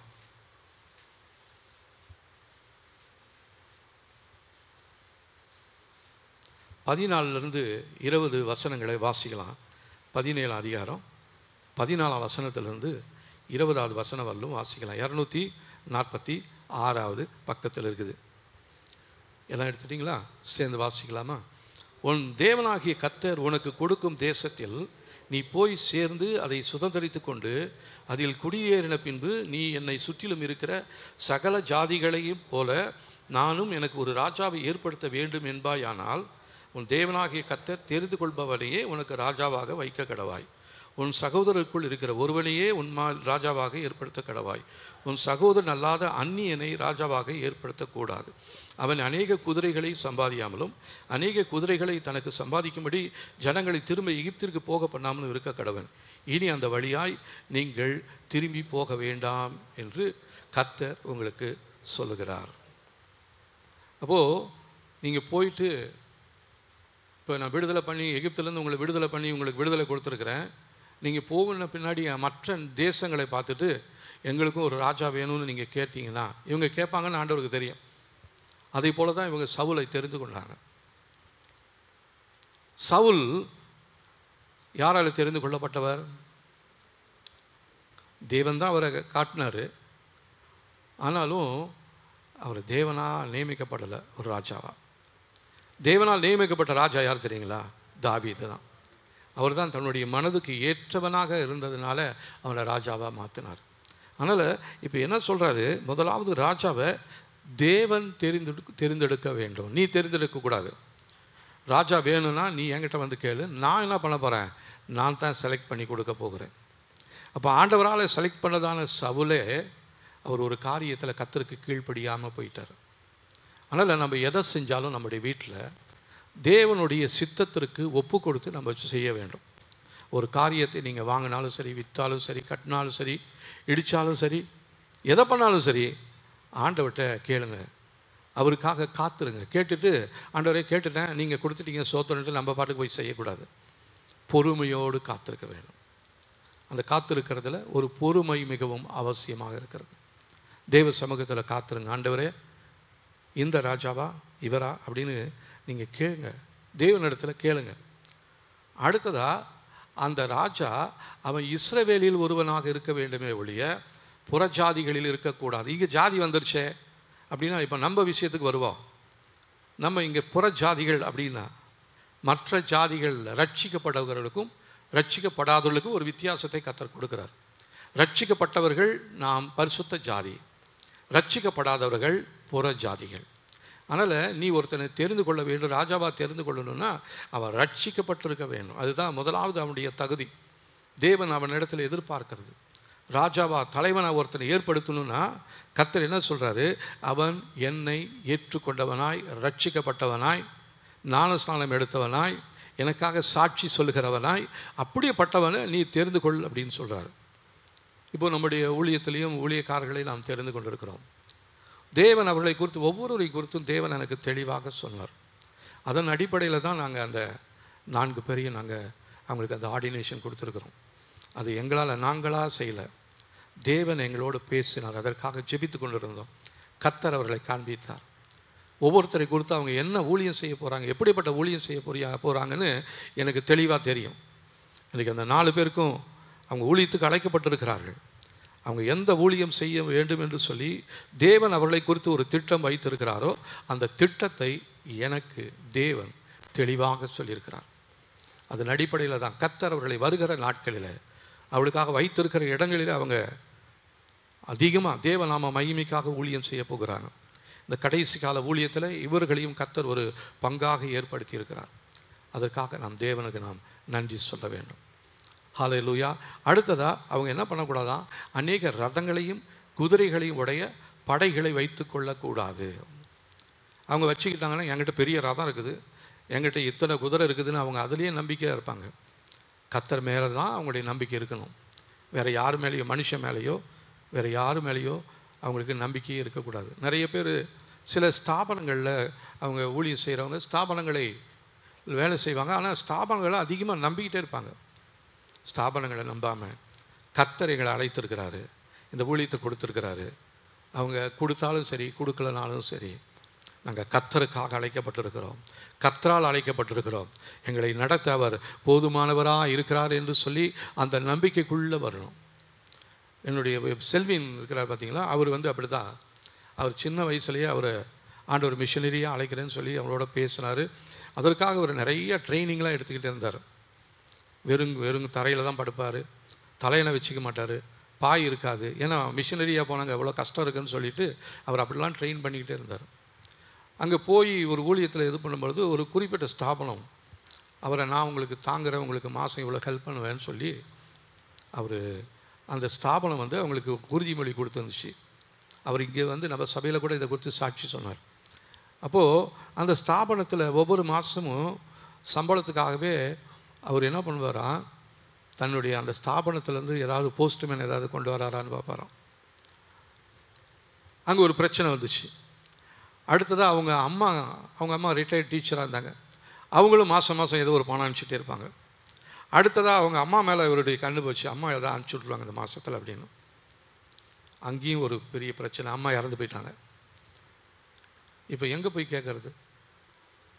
போடு முட்டிய ஒரு உபவாசத்தை பண்ணு, ஆண்டவரை என்ன அழைச்சது நீங்கள் தான், நான் உங்களை நம்பாமல் எங்கள் அம்மாவையும் எனக்கு கொடுத்ததான ஸ்தாபனத்தையும் நான் நோக்கி பார்த்தேன். உங்களை நோக்கி பார்க்குறவங்க வெட்கமடைஞ்சு போனதில்லை, ஆனால் எங்களுடைய அம்மாவையோ ஸ்தாபனத்தையோ நான் நோக்கி பார்த்தேன்னா நிச்சயமாக வெட்கமடைந்திருக்கிறேன். என்னுடைய வெட்கத்துக்கு பதிலாக, இந்த அவமானத்துக்கு பதிலாக, நிந்தைக்கு பதிலாக என்னை வழி நடத்துங்க ஆண்டவரேன்னு சொல்லி ஆண்டவரை என்னைக்கு முழுவதாக தேடினாரோ அன்னையிலிருந்து தான் அவருடைய ஊழியத்தில் ஒரு பெரிய அசூர வளர்ச்சியை கற்றுக் கொடுத்தார். இன்றைக்கி திரளான ஜனங்கள் அந்த சபையில் இருக்கிறாங்க. கர்த்தர் அவர்களை ஆசீர்வதித்து கொண்டு வருகிறார். அதனால் நம்முடைய அழைத்திருந்தாலும் நம்ம யாரை பார்க்கணும் தெரியுங்களா? ஒவ்வொரு காரியத்துக்கும், ஒவ்வொரு சின்ன சின்ன காரியத்துக்கும் கர்த்தரை தான் பார்க்கணும். ஆண்டவரை நீங்கள் என்ன சொல்ல போகிறீங்க, நீங்கள் என்ன செய்ய போகிறீங்க, நீங்கள் என்ன அழைச்சது நீங்கள், நான் வேறு எங்கேயும் போக போகிறதே கிடையாது. என்னுடைய ஊழியத்திலையும் சில பிரச்சனைகள் வந்தது. அந்த நேரத்தில் நான் ஆண்டவர்கிட்ட தான் சொன்னேன், ஆண்டவரை என்ன அழைச்சது நீங்கள், என்னை தெரிஞ்சு கொண்டது நீங்கள், நான் உங்களை மாத்திரம் தான் பார்க்க போகிறேன். இந்த காரியத்தில் உதவி செஞ்சிங்கன்னா நான் போய் ஊழியம் செய்வேன், இல்லைன்னா நான் பாட்டுக்கு என் வீட்டில் கட்டில் படுத்துக்கிட்டு காலாட்டிக்கிட்டு நான் பாட்டுக்கு ஸ்தோத்திரம் பண்ணிக்கிட்டே இருப்பேன், எதுவுமே செய்ய மாட்டேன். நிறைய நேரத்தில் அப்படி தான் நான் ஆண்டவர்கிட்ட பேசுவேன், ஆண்டவரை நீங்கள் அழைச்சது என்னை உண்மையுள்ளவன் என்று சொல்லி எனக்கு இந்த ஊழியத்தை கொடுத்துருக்குறீங்க. ஒருவேளை இந்த கஷ்டம் வருதுன்னா என் வாழ்க்கையில் என்ன உண்மை இல்லாத காரியத்தில் நான் எதில் போய் மாட்டிக்கிட்டேன், என்னை சற்று யோசித்து பார்க்குறேன், எனக்கு உதவி செய்யுங்க ஆண்டவரே அப்படின்னு சொல்லி ஆண்டவர்கிட்ட கேட்பேன். அப்போ ஆண்டவர் சில காரியங்கள்லாம் சொல்லுவார், இதெல்லாம் நீ செஞ்சுருக்கக்கூடாது, இங்கே போயிருக்கக்கூடாது, இதை பண்ணியிருக்கக்கூடாது அப்படின்னு வரும். உடனே அதை நான் சரி செய்ய தொடங்கின உடனே கர்த்தர் என்னை மறுபடியுமாக தன்னுடைய ஊழிய பாதையில் கொண்டு வந்து நிறுத்தினார். இதை நான் உங்களுக்கு ஒரு சாட்சியாக சொல்கிறேன். அப்போ உங்களுக்கு அந்த குடும்பத்தை கொடுத்தது ஆண்டவர், உங்களுடைய கணவனை கொடுத்தது ஆண்டவர், உங்களுடைய மனைவியை கொடுத்தது ஆண்டவர், உங்களுடைய பிள்ளைகளை கொடுத்தது உங்களுடைய ஆண்டவர், உங்களுக்கு பெற்றோர்களை கொடுத்தது உங்களுடைய ஆண்டவர். உங்களுடைய வாழ்க்கையில் என்ன பிரச்சனை வந்தாலும் சரி, அதை கொடுத்து அந்த பிரச்சனையினால் பிரிவினைகள் வந்துவிடக்கூடாது. கணவன் மனைவி இடையில் பிரிவினை இருக்கக்கூடாது, பெற்றோர் பிள்ளைகள் இடையில் பிரிவினை இருக்கக்கூடாது, சகோதர சகோதரிகள் இடையில் பிரிவினை இருக்கக்கூடாது, விசுவாசிகளுக்கு இடையில் பிரிவினை இருக்கக்கூடாது. அந்த பிரிவினைகள் வரும்பொழுது தேவ சமூகத்தில் இணைந்து நம்மை நாம் ஆராய்ந்து பார்க்க வேண்டும். நம்மை நாமே சோதித்து பார்ப்போமானால் நாம் நியாயம் தீர்க்கப்பட போவது இல்லை. நியாய தீர்ப்பு கர்த்தருடையது. கர்த்தர் நமக்கு நியாயம் தீர்க்கிற தேவனாக இருக்கிறார். அவர் சரியாக நீதியாக அவர் செய்வார். இவன் ரொம்ப பிரியமானவன், இவனுக்கு கொஞ்சம் இப்படி செய்யலாம், இவன் ரொம்ப அதிகமாக ஜெபம் பண்ணாதவன், இவனுக்கு இப்படி கொஞ்சம் செய்யலாம், அப்படிலாம் இல்லை. நம்மளை எல்லாரையும் ஒன்று போல நேசிக்கிறதான அன்புள்ள தேவன் தான் நீங்களும் நானும் ஆராதிக்கிறதான கர்த்தர். ஹல்லேலூயா. அவரிடத்தில் எந்த வேறுபாடுகளும் கிடையாது, எந்த வேறுபாடும் கிடையாது. நம்மக்கிட்ட எந்த வேறுபாடையும் அவர் பார்க்கறதில்ல. நம்ம தான் நம்மளுடைய வாழ்க்கையில் பிரிவினைகளை ஏற்படுத்தி கொண்டு நம்மளா முயற்சி செய்துக்கிட்டே இருக்கிறோம். அதை உடைக்கும்படியாக இந்த நாளில் ஆண்டவருடைய கரத்தில் நம்ம வைக்க போகிறோம். அடுத்ததாக மீண்டும் எந்த காரணத்திற்கும் எகிப்துக்கு அவன் திரும்பி போகக்கூடாது அப்படின்றார். எகிப்திலிருந்து தான் கர்த்தர் நம்மை ரட்சித்திருக்கிறார். உலகத்திலிருந்து ராஜாவாக இருக்கணும்னா இந்த தகுதி வேணும். கர்த்தர் நம்முடைய அப்பாயின்மெண்ட் ஆர்டரில் நம்ம என்ன அழைத்திருக்கிறாரு? ராஜாக்களும் ஆசாரியர்களுமாய் மாற்றியிருக்கிறார். இப்போ ராஜாவாக மாறணும்னா நம்ம எல்லாருக்கும் அந்த அழைப்பு இருக்குது. கர்த்தர் உங்களை தெரிந்து கொண்டிருக்கிறார். நீங்கள் தேவனுடையவர்கள். உங்களுடைய திருமண வாழ்க்கையில் ஒருவேளை ஆண்டவர் அறியாத நாட்களில் நீங்கள் திருமணம் செய்திருந்தாலும் அந்த தவறை சரி செய்யக்கூடிய தேவன் அவர் கையில் கொடுத்துருவாங்க. ஆண்டவரை உங்களை அறியாத நாட்களில் நான் இப்படி ஒரு அவிசுவாசியை மணந்துக்கிட்டேன், திருமணம் செஞ்சுக்கிட்டேன், இப்போ போய் ஆண்டவர் எனக்கு ஒரு விசுவாசி கொடுங்கன்னு போய் கேட்க முடியுமா? நிறைய பேர் அப்படி சொன்னால் ரொம்ப சந்தோஷமாக செய்வாங்க. ஆண்டவர் எனக்கு தெரியாமல் ஒரு அவிசுவாசியை கட்டிக்கிட்டு நான் பெரிய போராட்டம் பண்ணிட்டு இருக்குது, எனக்கு ஒரு விசுவாசி கொடுத்துருங்க ஆண்டவரே, பேசாமல் அதை கழட்டி விட்டுட்டு வந்துடுறேன் அப்படின்னு நம்ம சொல்லுவோம். இல்லை, கர்த்தர் எல்லாவற்றையும் சரியாக பார்த்து தான் செய்கிறார். நம்ம வாழ்க்கையில் ஆதாமுக்கு ஏற்ற துணையாக தான் ஏவாளை கொடுத்தாரு. அந்த ஏவாளே ஒரு பிரச்சனை பண்ணாங்க இல்லைங்களா? ஏன்? கர்த்தருடைய வார்த்தையை நம்பலை, பிசாசுடைய வார்த்தையை நம்பினாங்க. அதனால் பெண்கள் பலவீனமான பாண்டங்கள் தான். அதனால் ஆண்கள் என்ன பண்ணணும்? நம்முடைய மனைவிகளை நேசிக்க வேண்டும். மனைவிகளும் தங்களுடைய புருஷன் இடத்துல அன்பு கூற வேண்டும், கீழ்ப்படிந்திருக்க வேண்டும். இந்த காரியங்களை செய்ய தேவன் நமக்கு உதவி செய்வாராக. அதனால் எந்த காரணத்துக்கும் நம்ம திரும்பி என்ன பண்ணிடக்கூடாது? ரிட்டர்னாக ஆண்டவரே நான் தெரியாமல் வந்துட்டேன், நான் மறுபடியும் போகிறேன் அப்படின்னு சொல்லி நிறைய பேர் போயிருக்கிறாங்க. இன்றைக்கி காலையில் சகோதரன் சொன்னது போல் நிறைய பேர் ரட்சிக்கப்பட்டாங்க. அவங்கெல்லாம் வந்தாங்கன்னா இந்த சபையே பத்தாது நமக்கு. இந்த ரட்சிக்கப்பட்டு இந்த நாளில் வெளியே போனவங்க அவங்க எந்த காரணத்துக்காக போனாங்களோ எதுக்காக போனாங்களோ ஆண்டவருக்கு தான் தெரியும். ஒருவேளை என்கிட்ட ஏதாவது குறைகள் பார்த்துருந்தா என்கிட்ட சொல்லியிருந்தா நான் அதை சரி செய்து கொடுவேன். நான் யாருக்கிட்டையுமே நான் மன்னிப்பு கேட்க நான் எப்பயுமே ரெடியாக இருப்பேன். என் வாழ்க்கையில் ஏதாவது ஒன்று தவறு கண்டுபிடிச்சா நீங்களும் சொல்கிறேன், என் வாழ்க்கையில் ஏதாவது நான் பேசுகிறது உங்களுக்கு தவறாக தெரிஞ்சால் நீங்கள் சொல்லுங்கள். அதை நான் ஏன் சொன்னேன், எதுக்கு சொன்னேன்னு ஒரு விளக்கம் சொல்கிறேன். அதுக்கும் விளக்கம் உங்களுக்கு புரியலைன்னா இன்னும் கூட நான் ரொம்ப டீப்பாக போய் உங்களுக்கு சொல்ல போகிறேன். அதனால் நம்ம ஒரு நாளும் திரும்பி போகவே கூடாது. திரும்பி போனால் லோத்துவின் மனைவியை நாம் நினைவு கூற வேண்டும். லோத்து என்ன பண்ணாங்க? தான் விட்டு வந்ததான அந்த சோதோம் குமார பட்டணத்தில், ஐயோ புதுசாக கிரைண்டர் வாங்கினேனே, புதுசாக ஃப்ரிட்ஜ் வாங்கினேனே, புதுசாக டிவி வாங்கினேனே, என்னை திடுதிப்புன்னு இப்போ சொல்லிட்டீங்களா ஆண்டவரே, நான் எங்கேப்பா போகிறது, அதெல்லாம் என்ன பண்ணுறது, அப்படியே பார்க்கலான்னு அப்படி திரும்பி பார்த்தோன்னே அவங்க என்ன பண்ணிட்டாங்க? உப்பு தூணாக மாறிட்டாங்க. அதனால் பின்னால் திரும்பி பார்த்தா நம்முடைய நிலைமை உப்பு தூணாக அப்பா ஆக்குனார், இப்போ வேறு என்ன தூணாக ஆக்குவாருன்னு தெரியல. அதனால் நாம் நம்முடைய வாழ்க்கையை சரி செய்து கொள்ள வேண்டும். நம்முடைய வாழ்க்கையில் பிரிவினைகள் இருக்கக்கூடாது. அதே போல் அநேக மனைவிகளை, அதிகமான சொத்துக்களே இருக்கக்கூடாது. பாருங்கள் 17ஆம் வசனம், அவன் இருதயம் பின்வாங்கி போகாதபடிக்கு அவன் அநேகம் ஸ்திரீகளை படைக்க வேண்டாம், வெள்ளியும் பொன்னும் தனக்கு மிகுதியாக பெருக பண்ணவும் வேண்டாம். எங்கேயும் போய் நீங்கள் இன்வெஸ்ட் பண்ணவே தேவையில்லை. நம்முடைய இன்வெஸ்ட்மெண்ட் எங்கே இருக்கணும்? தேவன் தான். என்னுடைய ஷேர் ஹோல்டர் அவர் தான். எனக்கு ஷேர், என்னுடைய பங்குதாரர் யார் தெரியுங்களா? தேவன் தான். என் குடும்பத்திலையும் சரி, என்னுடைய வியாபாரத்திலையும் சரி, என்னுடைய பிள்ளைகளுடைய வாழ்க்கையிலையும் சரி, அவர் தான் எனக்கு பங்குதாரர் என்று சொல்லி அவரை முன்னிறுத்து கொள்ள முடியும். இப்போ பிரிவினையின் ஆவிகள் நம்முடைய வாழ்க்கையில் செயல்படாது. அடுத்ததாக, தேவனின் கட்டளைகளில் மாத்திரம் கீழ்ப்படிய வேண்டும். உலகம் 1008 கட்டளைகள் போடலாம், அநேக வழிமுறைகளை சொல்லலாம். ஆனால் தேவனுடைய வசனம் என்ன சொல்லுதுன்னு கேட்டு அதன்படி நாம் நடக்க வேண்டும். அடுத்ததாக, தேவனை மாத்திரம் ஆராதிக்கிறவனாய் இருக்க வேண்டும். பாருங்கள், அவன் லேவியராக 20ஆம் வசனம், அவன் லேவியராகிய ஆசாரியரிடத்தில் இருக்கிற நியாயப்பிரமாண நூலை பார்த்து தனக்காக ஒரு பிரதியை எழுதி தன்னிடத்தில் வைத்து கொண்டு தன் ஜீவனுள்ள நாளெல்லாம் அதை வாசிக்க கடவன். இப்படி செய்வதனால் தானும் தன் குமாரரும் இஸ்ரவேலின் நடுவிலே தங்கள் ராஜ்யத்தில் நீடித்து வாழ்வார்கள். இப்போ நம்ம எல்லாத்துக்குமே ஒரு நூல், ஒரு காப்பி இருக்குது, பைபிள் இருக்குது. அந்த நாட்களில் ராஜா என்ன பண்ணுவார்? அந்த ஆசாரியன் இடத்துல போய் எனக்கு ஒரு காப்பி கொடுப்பா அப்படின்னு சொல்லுவார். அந்த உபாகமம், அந்த 5 ஆகமங்கள், கர்த்தர் என்னெல்லாம் சொன்னார், எதுக்கெல்லாம் கீழ்ப்படியணும் அப்படின்னு சொல்லி அதை வாங்கி அதை படித்து கொண்டே இருப்பாங்களாம். அப்போ என்ன ஆகுன்னா, அவருடைய நீடித்த நாட்கள், அவருடைய வாழ்க்கையில் அவங்களுடைய அரசாங்கம் ஒரு முடிவுக்கு வரவே வராது. நித்தியமாகவே நம்ம சந்ததியாக ஆசீர்வதிக்கக்கூடிய தேவனாக இருக்கிறார். சரி, இப்போது நம்ம என்ன பண்ண போகிறோன்னா, நம்ம பார்க்க போகிறோம் 2 பேரை நம்ம பார்க்க போகிறோம். முதலாவது, ஒரு 1 ராஜாக்களின் புஸ்தகம்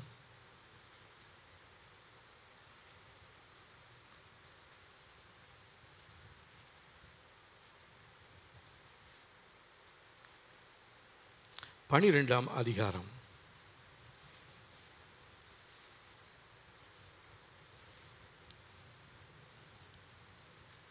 1லிருந்து 24 வசனங்களை வாசிக்கும் பொழுது இங்கே ஒரு சம்பவம் சொல்லப்படுகிறது. இங்கே ஒரு ராஜா இருக்கிறாரு, அவர் ரெகோபியாம் அவர் பேர். இவர் யாருடைய மகன் என்று சொன்னால், யாருடைய மகன் தெரியுங்களா? சாலமோன் ராஜாவுடைய மகன். இவங்க அப்பாவே ரொம்ப கொடூரமான காரியங்களை செய்து 1 மனைவி 2 மனைவியில் 1000 மனைவிகளை கல்யாணம் பண்ணி அவிசுவாசிகளோட திருமணம் செய்து அவங்கள இவர் வந்து பெரிய பிரபலமானவர். இவர் நீதிமொழிகள்லாம் எவ்வளோ காரியங்களை எழுதியிருக்கிறார், மற்றவங்களுக்கு நிறைய ஆலோசனைகள் சொல்லியிருந்தாரும். இவர் என்ன பண்ணார்? தவறான ஒரு முடிவு எடுத்து அநேக பெண்களை இவர் என்ன பண்ணார்? தங்களுக்கு மனைவிகளாக கொண்டார். அந்த ஒவ்வொருத்தருக்கும் ஒவ்வொரு பெண்ணும், என் தெய்வத்துக்கு, என் குல தெய்வத்துக்கு இந்த மாதம் பண்டிகை இருக்குது, நீ வா. அவங்க முடித்தோடனே அடுத்த நாள் என் குல தெய்வத்துக்கு என் பண்டிகை இருக்குது, வா அப்படின்னு 700 1000 பேர் 1000 நாள் கொடுத்தாங்கன்னா இவருக்கு எத்தனை வருஷம் ஆகுன்றீங்க? மறுபடியும் கர்த்தர் இடத்துல திருவறதுக்கு 3 வருஷம் ஆகிடும். 3 வருஷத்துக்குள்ளார எல்லாத்தையும் மறந்து போயிடுவார். தன்னுடைய மனைவி யாருன்னு தெரியாது, சொந்த மனைவி யாருன்னு தெரியாது, முதல் மனைவி யாருன்னு தெரியாது, எந்த ஊரில் எந்த மனைவியை கட்டணும்னு தெரியல அவருக்கு. கண்மூடித்தனமாக பண்ணிட்டார். அப்படிப்பட்டதானே அந்த சந்ததியில் தான் இந்த ரெகோபியாம் வந்தார்.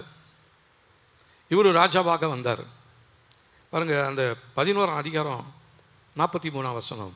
சாலமோன் தன் பிதாக்களோடு நித்திரை அடைந்து தன் தகப்பனாகிய தாவீதின் நகரத்தில் அடக்கம் பண்ணப்பட்டான். அவன் குமாரனாகிய ரெகோபியாம் அவன் ஸ்தானத்தில் ராஜாவானான். இப்போ இவனை ராஜாவாக்கும்படியாக இஸ்ரவேல் எல்லாரும் சீகேமுக்கு வந்திருந்தாங்க. அதை நீங்கள் வாசித்து பார்த்தீங்கன்னா, நீங்கள் போய் வீட்டில் வாசித்து பாருங்கள். அதை இப்போ வாசித்துக்கிட்டே இருந்தால் நமக்கு நேரம் பத்தாது. சீகேமுக்கு வந்துட்டு அவங்க என்ன பண்ணுறாங்க அப்படின்னா, அந்த ராஜா, அந்த தேசத்து ஜனங்கள் எல்லாமே, அப்பா அவங்க அப்பா ரொம்ப எங்களை கஷ்டப்படுத்திட்டார். ஏன்னா அவரை நடத்தினது வந்து தேவன் அல்ல, அவருடைய மனைவிமார்கள் தான் நடத்தியிருக்கிறாங்க. எனக்கு இந்த வரி போட்டு எனக்கு இந்த ஒரு புடவையை வாங்கி கொடு, எனக்கு இந்த வரியை போட்டு எனக்கு ஒரு கார் வாங்கி கொடு அப்படின்னு ஒவ்வொருத்தரும் ஐடியா கொடுத்துருப்பாங்க. ஆனால் இவர் நிறைய வரியை போட்டு ஜனங்கள் எல்லாத்தையும் மொட்டை அடிச்சிட்டாரு. ஆனால் இப்போ ஏற்கனவே ரொம்ப டென்ஷனில் இருக்கிறாங்க, வறுமையில் இருக்கிறாங்க. ஆனால் இப்போ இவர் வேறு ராஜாவாக வந்துட்டார் அவங்க அப்பா போனதுக்கப்புறம். ஆனால் இவர்கிட்ட போய் என்ன கேட்குறாங்க அப்படின்னா பாருங்கள், 3ஆம் வசனத்திலேருந்து பார்க்கலாம். அவள் எரேபியாமுக்கு ஆள் அனுப்பி அவனை அழைப்பித்தார்கள். அவனும் இஸ்ரவேல் சபை அனைத்தும் வந்து ரெகபியாமை நோக்கி, உம்முடைய தகப்பன் பாரமான நுகத்தை எங்கள் மேல் வைத்தார். இப்போது நீர் உம்முடைய தகப்பன் சுமத்தினதான கடினமான வேலையையும் அவர் எங்கள் மேல் வைத்த பாரமான நுகத்தையும் லகுவாக்கும், அப்பொழுது உம்மை சேவிப்போம் என்றார்கள். இப்போ அந்த ஜனங்கள்லாம் வந்து கேட்குறாங்க, உங்கள் அப்பா நிறைய வரிகரியெல்லாம் போட்டு எங்கள் மேலே பெரிய பாரத்தை வச்சுக்கிறாரு. இப்போ நான் உங்களை பணிந்து கொள்ளணும், நீங்கள் தான் எங்கள் ராஜான்னு சொல்லணுன்னா, இப்போ நம்முடைய அரசாங்கத்தில் இருக்குது பார்த்தீங்களா, நான் உனக்கு ஆதரவு கொடுக்கணுன்னா நீ இதெல்லாம் தான்னு சொல்லி போய் ஒரே டென்ஷன் ஆக்கிட்டே இருக்கிறாங்க. இப்போ நம்முடைய பிரைம் மினிஸ்டர் வந்து பயங்கர டென்ஷனில் இருக்கிறார். இரவும் பகலும் தூக்கம் வராமல் இருக்கும். ஏன்னா ஒவ்வொருத்தரும் எனக்கு இந்த மாதிரி கொடு, எனக்கு இதை கொடு, எனக்கு அதை கொடுன்னு கேட்டுகிட்டே இருக்கிறான். அந்த மாதிரி இங்கே வந்து கேட்ட உடனே ரெகபியாமுக்கு டென்ஷன் ஆகிடுது. அப்போது அவன் கூட இருந்த பெரிய மனிதர்களை ஆலோசகர்கள்லாம் கேட்குறான். அவங்க கேட்குறாங்க, ஐயா அந்த ஜனங்க கேட்குறது நியாயம்தான், உங்கள் அப்பா நிறைய தீமையெல்லாம் பண்ணிட்டாரு, ஜனங்க உங்கள் அப்பா காலத்தில் ரொம்ப துக்கத்தில் இருந்தாங்க, இப்போ உங்கள் காலத்துலனாச்சும் கொஞ்சம் தேசம் அமைதலாக இருக்கணும்னா அவங்க சொல்கிறதெல்லாம் கொஞ்சம் கேளுங்கய்யா அப்படின்னு. அப்படியா அப்படின்ட்டு அவங்கள தள்ளிட்டு இவனோட சின்ன வயசுலேருந்து இவனோட வளர்ந்த வாலிபர்கள் இருக்காங்க பார்த்தீங்களா, அவனுங்களெல்லாம் கூப்பிட்டு இந்த மாதிரி தேசத்தில் ஜனங்க சொல்கிறாங்கப்பா, நான் என்ன சொல்லட்டும் அப்படின்னு ஒன்று.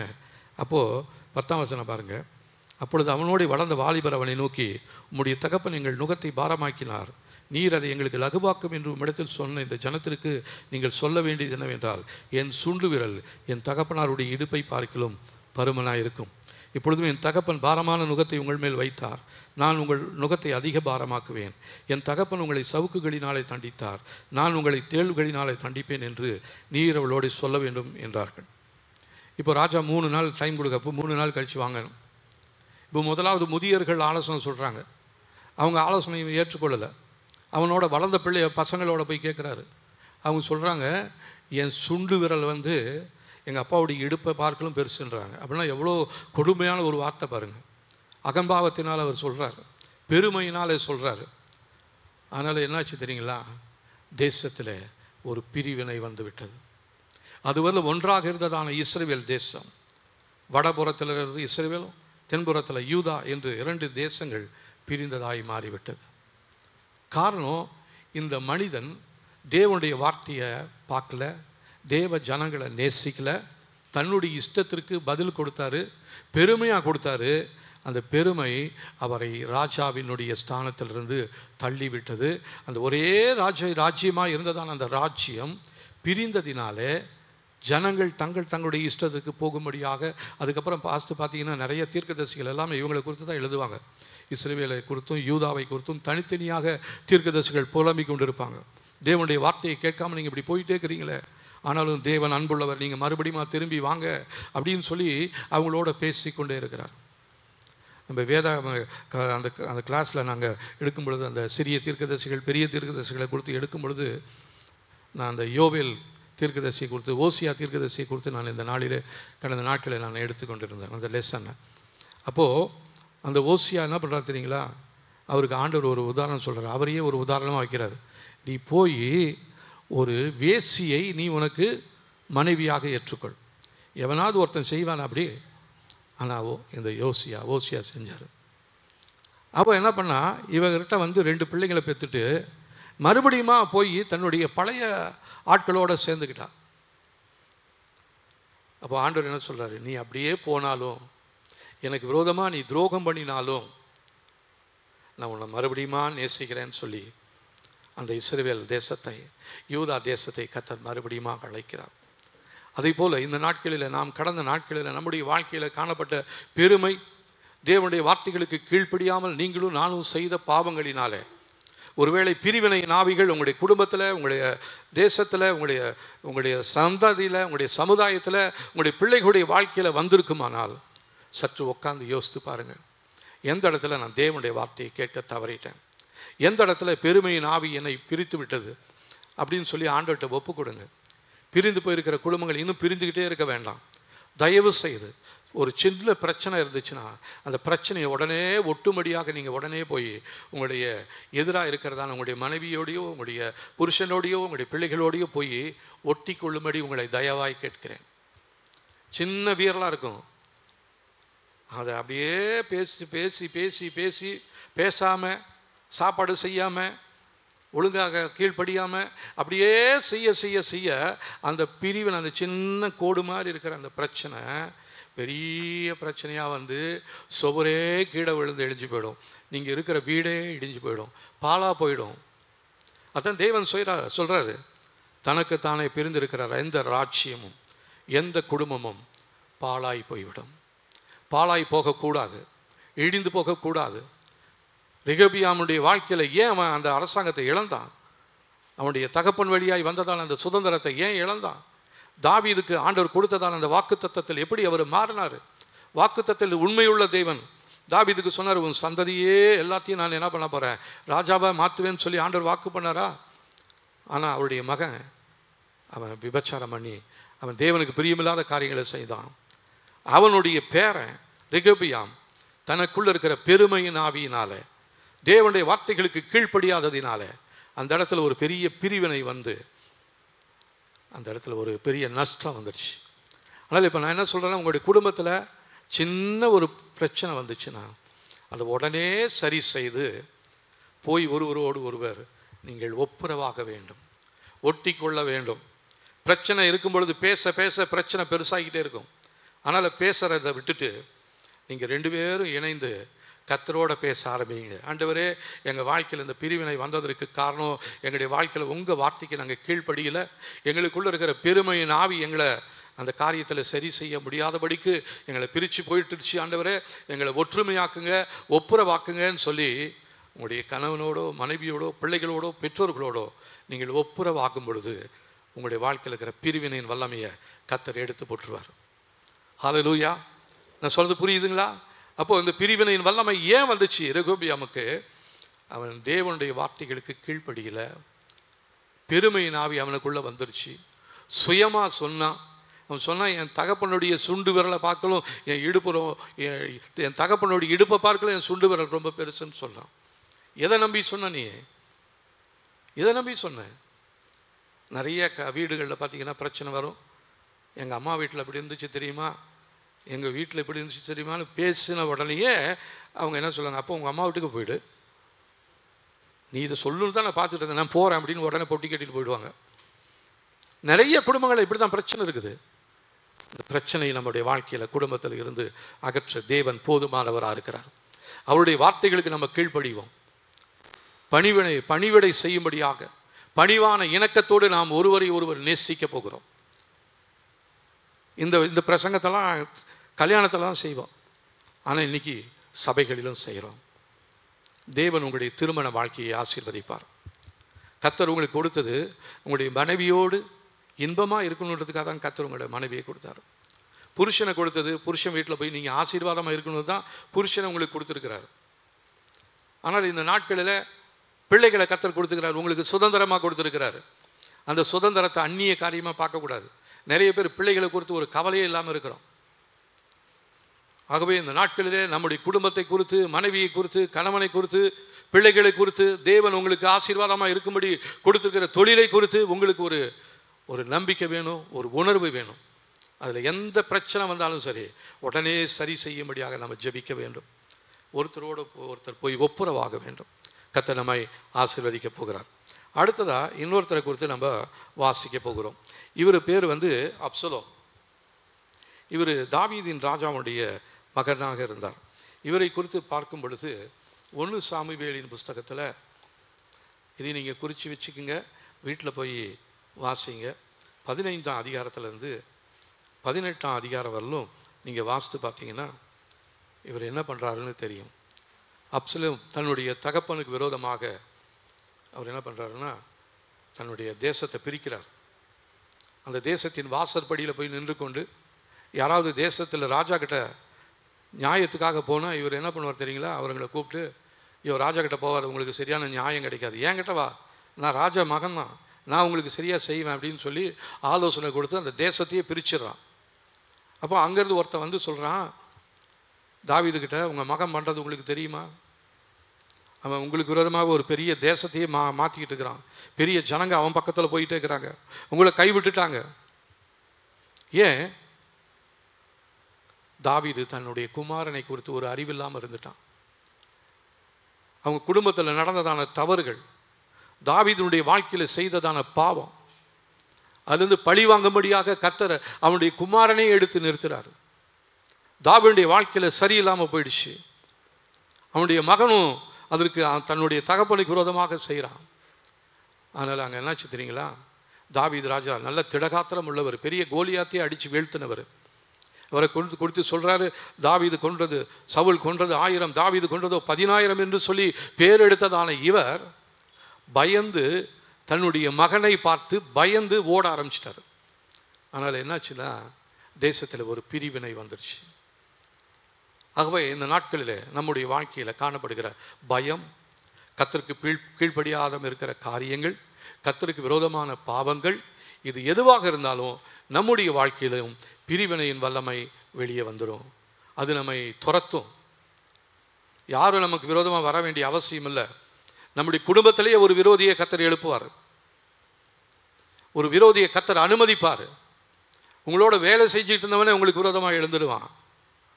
உங்களோட தொழில் செய்கிறவங்களே உங்களுக்கு விரோதமாக எழும்பிடுவாங்க. அப்போ ஒவ்வொரு நாளும் நம்ம ஜெபிக்கணும், ஆண்டவரே இந்த ஐக்கியத்தை எங்கள் வாழ்க்கையில் மாத்திரமல்ல, எங்களுடைய குடும்பத்தில், எங்களுடைய சபையில், எங்களுடைய தொழில் செய்கிற இடத்துல எல்லாருக்குள்ளாகவும் தேவ ஆவியானவர் நீர் இணைந்து ஒரு ஐக்கியத்தை ஏற்படுத்தும்படியாக நான் ஒப்பு கொடுத்து ஜெபிக்கிறேன் என்று சொல்லுவோம். சின்ன பிரிவினை வந்துச்சுன்னா உடனே அதை உட்காந்து பாருங்கள், இது எதனால் வந்தது, யாரால் வந்தது என்று சொல்லி. ஒருவேளை அகற்ற வேண்டும் என்று சொன்னால் தேவ நாமத்துக்காக நீங்கள் அகற்றிடுங்க, வெளியேற்றுங்க. அவங்கள வச்சுக்கிட்டே இருந்து நீங்கள் இன்னும் பெரிய பிரச்சனைகளை நீங்கள் அனுபவிக்கிறத விட, பெரிய துன்பங்களை நீங்கள் வந்து அதுக்கப்புறம் நீங்கள் ஒப்புரவாகிறத விட, உங்கள் வாழ்க்கையில் சின்ன பிரச்சனை, வேலை செய்கிற இடத்துல, உங்களுடைய தொழிலில் யாராவது கொஞ்சம் ஒரு மாதிரி போனால் உங்களுக்கு நல்ல ஆண்டவர் உணர்த்துவார். நீங்கள் தேவ சமூகத்தில் ஆலோசனையை கேளுங்க. ஆண்டவர் என் குடும்பத்தில், என் வேலை செய்கிற இடத்துல யார் இப்படி இருக்கிறாங்கன்னு எனக்கு சொல்லுங்க ஆண்டவர். தீமையின் கால்களோ கைகளோ என் எல்லைகளுக்குள்ளே வரக்கூடாது.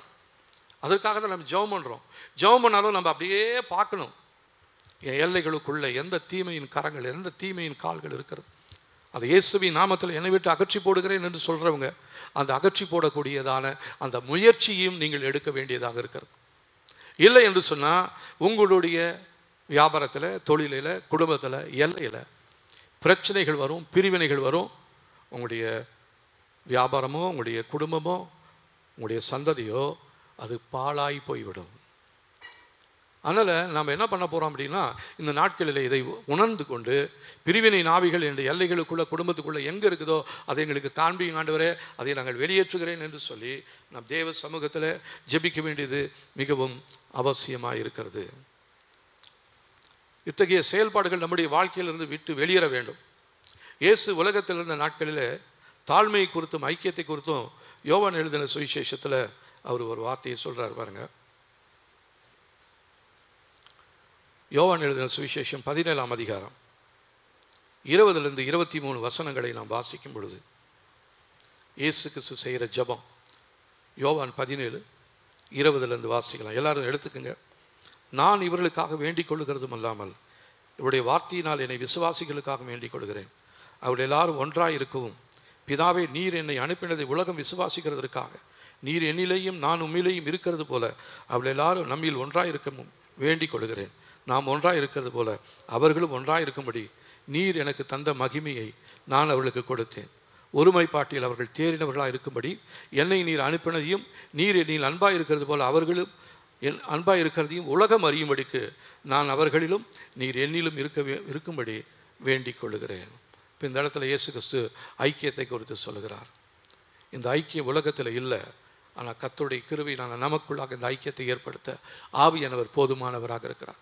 ஒவ்வொரு நாளும் அவருடைய ஒத்தாசைக்காக ஜெபிங்க. இன்னொரு இடத்துல பார்த்தா நெகேமியான்னு சொல்லி ஒரு மனிதனை குறித்து பார்க்கிறோம். இவர் எருசலேம் எல்லாத்திலையும் உடைந்து போய் இருக்கிறதான அந்த காரியத்தை சரி செய்யும்படியாக கர்த்தரால் தெரிந்து கொள்ளப்பட்டு அனுப்பப்பட்டதான ஒரு மனிதனாக இருக்கிறார். இவரை குறித்து நாம் நெகேமியா புஸ்தகத்திலே நாம் வாசிக்கும் பொழுது, நெகேமியா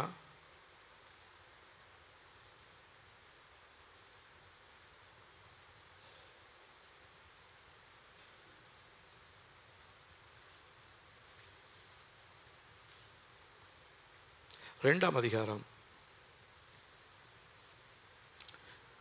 17-18 வசனங்களை வாசிக்கலாம் பாருங்க.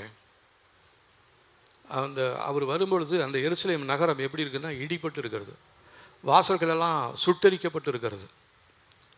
அதை பார்த்துட்டு அவர் என்ன பண்ணுறாருன்னா, பின்பு நான் 17ஆம் வசனம், பின்பு நான் அவர்களை நோக்கி, 2ஆம் அதிகாரம் 17ஆம் வசனம், எருசலேம் பாலாய் இருக்கிறதையும் அதன் வாசல்கள் அக்னியால் சுட்டரிக்கப்பட்டு கிடக்கிறதையும் நாம் இருக்கிற சிறுமையையும் பார்க்கிறீர்களே, நாம் இனி நிந்தைக்குள்ளாய் இராதபடிக்கு எருசலேமின் அலங்கத்தை கட்டுவோம் வாருங்கள் என்று சொல்லி என் தேவனுடைய கரம் என்மேல் நன்மையாக இருக்கிறதையும் ராஜா என்னோடு சொன்ன வார்த்தைகளையும் அவர்களுக்கு அறிவித்தேன். அப்பொழுது அவர்கள் எழுந்து கட்டுவோம் வாருங்கள் என்று சொல்லி அந்த நல்ல வேலைக்கு தங்கள் கைகளை திடப்படுத்தினார்கள். இப்போ நம்முடைய சொந்தங்களை, நம்முடைய சபை மக்களை நம்ம இதை சொல்ல போகிறோம். ஆண்டவரே, தேவன் நமக்கு கொடுத்ததான இந்த ஊழியம், இதை எழுந்து கட்டுவோம். உடைஞ்சு போயிருக்கிற பகுதிகளெல்லாம் சரி செய்யும்படியா, ஒருவேளை உங்களுடைய குடும்பத்தில் உடைஞ்சு போயிருந்தால் அந்த பகுதிகளுக்காக நீங்கள் தேவ சமூகத்தில் இணைஞ்சு ஜெபம் பண்ணுங்க. புருஷனும் மனைவியும் பிள்ளைகளும் இணைஞ்சு ஜெபம் பண்ணுங்க. ஆண்டவரே, எங்களுடைய வாழ்க்கையில் காணப்படுகிற இந்த உடைந்து போன பகுதிகளினாலே எங்களுடைய வாழ்க்கையில் பிரிவினை வேண்டாம் ஆண்டவரே. நாங்களும் நீரும் ஒன்றாக இருக்கிறோம். கிறிஸ்துவின் அன்பு எங்கள் மேல் இருக்கிறது. கிறிஸ்துவின் அபிஷேகம், கிறிஸ்துவின் ஆவியானவர் எங்களுக்குள்ள ஊற்றப்பட்டிருக்கிறார். அவர் சகல உடைப்புகளையும் சரி செய்ய அவர் போதுமானவராக இருக்கிறார். ஆனால் நம்முடைய குடும்பத்தாரோடு இணைந்து குடும்ப ஜெபம் பண்ணுவோம். ஆண்டவரே, எங்கள் மேலே கிருபையாருங்க அப்படின்னு சொல்லி நீங்கள் இணைந்து ஜெபிக்கும் பொழுது கர்த்தர் உங்களுடைய குடும்பத்தை கட்டப் போகிறார். கடந்த நாட்களில் பிரிவினையின் வல்லமையினால் பிரிந்து போயிருக்கிற உங்களுடைய குடும்பம் மறுபடியும் இணைக்கப்படும். ஹல்லேலூயா. ஆமாம், மலடி என்று சொல்லப்பட்டதால் அவருடைய வாழ்க்கையில் கர்ப்பவதி என்கிறதான ஒரு பெரிய ஆசீர்வாதத்தை கர்த்தர் கொடுத்தார். நம்முடைய வாழ்க்கையிலுமே அந்த மலட்டுத்தன்மை இயேசுவின் நாமத்தில் நீங்க வேண்டும். அதற்காக நாம் இணைந்து ஜெபிக்கலாம். நாம் யாவரும் எழுந்து நிற்போம். தேவ சமூகத்தில் நம்ம ஒப்பு கொடுப்போம். ஆண்டவரே, நெகேமியா உடைந்து போனதை சரி செய்தாரே, அதே போல் எங்களுடைய வாழ்க்கையில் உடைந்து போயிருக்கிற எல்லா சுவர்களும் இயேசுவின் நாமத்தினால் அடைக்கப்படுவதாக, சுட்டரிக்கப்பட்டிருக்கிற வாசல்கள் சரி செய்யப்படுவதாக. வாசல்கள் அது எல்லாரும் உள்ளே வரவும் வெளியே போகக்கூடிய ஒரு இடமாக இருக்கிறது. அந்த வாசலை நாம் ஜாக்கிரதையாக அதை பார்த்து கொள்ள வேண்டும். காலையில் கூட ஒரு சகோதரி சொன்னாங்க, அவங்க ஒரு கனவு கண்டாங்களாம். அவங்களுடைய வீட்டில் அவங்களுடைய வாசல் எல்லாம் பேருந்து அப்படியே கீழே விழுவது போல் இருக்குதுன்னு சொல்லி சொன்னாங்க. அப்போ நான் இந்த வார்த்தையை தான் சொன்னேன், உங்களுடைய வாசல் அந்நியர்களுக்கு திறக்கப்பட்டிருக்கிறது. உங்களுடைய எல்லைகளுக்குள்ளாக தீமையான காரியங்கள் இருக்கிறது, அதை வெளியேற்றும்படியாக ஜெபம் பண்ணுங்க. உங்களுடைய எல்லைகளின் பாதுகாப்புக்காக நீங்கள் ஜெபிக்கணும்னு சொல்லி நான் உங்களுக்கு ஜெபம் பண்ணி அனுப்பினேன். கர்த்தர் ஒருவேளை உங்களுடைய வாசல்களெல்லாம் பெயர்ந்து கீழே விழுது போல நீங்கள் கனவு கண்டிருப்பீர்களானால் உங்களுடைய பாதுகாப்பை குறித்து ஜாக்கிரதையாக இருக்கணும். உங்களுடைய எல்லைகளில் தேவனுடைய வல்லமை இல்லை, பிசாசுடைய ஆளுகைகளும் அதிகாரங்களும் உங்களுடைய எல்லைகளில் காணப்படுகிறது. அதை சரி செய்யும்படியாக நாம் இணைந்து ஜெபிக்கலாமா? ஆண்டவரே, இந்த வேளையில் எங்களுடைய குடும்பத்தை, எங்களுடைய சபையை, எங்களுடைய தொழிலை உங்களுடைய கரத்தில் கொடுக்குறோம். பிரிந்திருக்கிற குடும்பம் பாழாய் போகும் என்று நீங்கள் சொன்னீங்க ஆண்டவரே. நீங்கள் உங்கள் வாயிலாலேயே சொன்னீங்க. அது எங்களுக்காக தான் சொன்னீங்க. அந்த வார்த்தை வானமும் பூமியும் மாறினால் அந்த வார்த்தை மாறாத வார்த்தை. ஆகவே அந்த மாறாத வார்த்தையின்படி எங்களுடைய குடும்பம் பாழாக போகக்கூடாது, எங்களுடைய குடும்பம் பாழாக போகக்கூடாது. ஒருவேளை கடந்த நாட்களில் எங்களுடைய வாழ்க்கையில் காணப்பட்ட பிரிவினையின் வல்லமைகளினாலே பாழாய் போயிருக்கிறதான எங்களுடைய குடும்பத்தை மறுபடியும் கட்டும்படியாக நாங்கள் சொல்லி ஜெபிக்கிறோம் ஆண்டவரே. யாரெல்லாம் இந்த ஆசீர்வாதத்தை இழந்து போயிட்டாங்களோ, எந்த குடும்பங்களெல்லாம் இப்படி உடைந்து போன காரியத்தில் இருக்கிறாங்களோ, பிரிவினையினால் பாதிக்கப்பட்டிருக்கிறார்களோ, அவருடைய ஒவ்வொருவருக்குள்ளாகவும் தேவ ஆவியானவர் இந்த நாளில் இடைப்படுவீராக. அவருடைய கனவுகளில் சொப்பனங்களில் நீங்கள் பேசுங்க ஆண்டவரை. மறைந்திருக்கிற தீமையான காரியங்களை வெளிப்படுத்துங்க ஆண்டவரை. எந்த இடத்துல அவங்க கீழ்ப்படியில் என்றதை உணர்த்துங்க ஆண்டவரை. அவங்களுடைய வாழ்க்கையில் ஒருவேளை பெருமை என்றதான ஆவி இருக்குமானால், பெருமையின் ஆவி இயேசுவின் நாமத்தினாலே எங்களுடைய வாழ்க்கை விட்டு குடும்பத்தை விட்டு வெளியேறும்படியாக சொல்லி ஜெபிக்கிறோம். தேவனுடைய வார்த்தைகளை நாங்கள் எந்த இடத்துல கடைபிடிக்காம கை கொள்ளாமல் இருக்கிறோமோ அதை எங்களுக்கு உணர்த்துவீராக. உங்களுடைய வார்த்தைகளுக்கு நாங்கள் 100க்கு 100 கீழ்ப்படிய, உங்களுடைய வார்த்தைகளுக்கு முழுதுமாய் கீழ்ப்படிய எங்களை அர்ப்பணிக்கிறோம் ஆண்டவரே. தேவ சமூகத்தில் நம்ம அர்ப்பணிக்க போகிறோம். தேவ சமூகத்தில் அர்ப்பணிப்போம். பெருமையின் ஆவி நமக்குள்ள வேண்டாம். தேவனுடைய வார்த்தைகளுக்கு நம்ம கீழ்ப்படியும்படியாக தேவ சமூகத்தில் நம்ம அர்ப்பணிப்போம். ஹல்லேலூயா. ஸ்தோத்திரம் ஆண்டவரே. நன்றி சொல்கிறோம், நன்றி சொல்கிறோம், நன்றி சொல்கிறோம். நாம் அர்ப்பணிப்போமா? ஹல்லேலூயா, ஹல்லேலூயா, ஹல்லேலூயா, ஹல்லேலூயா. அர்ப்பணிப்பே நான் அர்ப்பணித்தே, அர்ப்பணித்தே நான் அர்ப்பணித்தே, ஆவி ஆத்ம சரீரம் அர்ப்பணித்தே, ஆவி ஆத்ம சரீரம் அர்ப்பணித்தே. அப்பா, என்னை முழுவதும் அர்ப்பணித்தேன் ஐயா, உயிரோடு இருக்கும் நாளெல்லாம் உமக்கு சொந்தமையா. அப்பா என்னை முழுவதும் அர்ப்பணித்தேனையா. உயிரோடு இருக்கும் நாளெல்லாம் உமக்கு சொந்தமையா. அர்ப்பணித்தேன் நான் அர்ப்பணித்தேன், அர்ப்பணித்தேன் நான் அர்ப்பணித்தேன். ஆவி ஆத்ம சரீரம் அர்ப்பணித்தேன், ஆவி ஆத்ம சரீரம் அர்ப்பணித்தேன். எனக்காய் வாழும் எண்ணங்கள் என்றும் அழிந்ததையா. எனக்காய் வாழும் எண்ணங்கள் என்றும் அழிந்ததையா. உமக்காய் வாழும் எண்ணங்கள் உள்ளத்தில் வந்ததையா. உமக்காய் வாழும் வைராக்கியம் உள்ளத்தில் வந்ததையா. எனக்காய் வாழும் எண்ணங்கள் இன்றே மடிந்ததையா. எனக்காய் வாழும் எண்ணங்கள் இன்றே மடிந்ததையா. உமக்காய் வாழும் வைராக்கியம் உள்ளத்தில் வந்ததையா. உமக்காய் வாழும் வைராக்கியம் உள்ளத்தில் வந்ததையா. அர்ப்பணித்தேன் நான் அர்ப்பணித்தேன், அர்ப்பணித்தேன் நான் அர்ப்பணித்தேன். ஆவி ஆத்ம சரீரம் அர்ப்பணித்தேன், ஆவி ஆத்ம சரீரம் அர்ப்பணித்தேன். வாக்குவாத பொறாமை தூக்கி எறிந்தேன் நான். வாக்குவாதம் பொறாமை தூக்கி எறிந்தேன் நான். ஆண்டவர் இயேசுவை ஆடையாய் அணிந்து கொண்டேனையா. ஆண்டவர் இயேசுவை ஆடையாய் அணிந்து கொண்டேனையா. அர்ப்பணித்தேன் நான் அர்ப்பணித்தேன், அர்ப்பணித்தேன் நான் அர்ப்பணித்தேன். ஆவி ஆத்ம சரீரம் அர்ப்பணித்தேன், என் ஆவி ஆத்ம சரீரம் அர்ப்பணித்தேன்.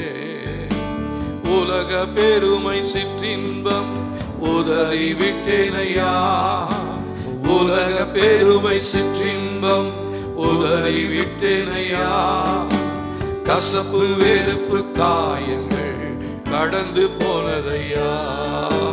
கசப்பு வெறுப்பு காயங்கள் கடந்து போனதையா. அர்ப்பணித்தேன் நான் அர்ப்பணித்தேன், அர்ப்பணித்தேன் நான் அர்ப்பணித்தேன். ஆவி ஆத்ம சரீரம் அர்ப்பணித்தேன், என் ஆவி ஆத்ம சரீரம் அர்ப்பணித்தேன். உள்ளம் உடல் எல்லாமே உமக்கு தந்தேனே தந்தேனே. ஹல்லேலூயா. நம்முடைய ஆவி ஆத்மா சரீரத்தை கர்த்தருக்கு தருவோம். உமக்கு தந்தேனையா. கள்ளம் கபடு இல்லாமல் காத்து கொள்ளுமையா. கள்ளம் கபடு இல்லாமல் காத்து கொள்ளுமையா. அர்ப்பணித்தேன் நான் அர்ப்பணித்தேன், அர்ப்பணித்தேன் நான் அர்ப்பணித்தேன். ஆவி ஆத்ம சரீரம் அர்ப்பணித்தேன், ஆவி ஆத்ம சரீரம் அர்ப்பணித்தேன். நம்முடைய கரங்களை உயர்த்தி தேவ சமூகத்தில் அர்ப்பணிக்க போகிறோம். அப்பா என்னை முழுவதும் அர்ப்பணித்தேனையா.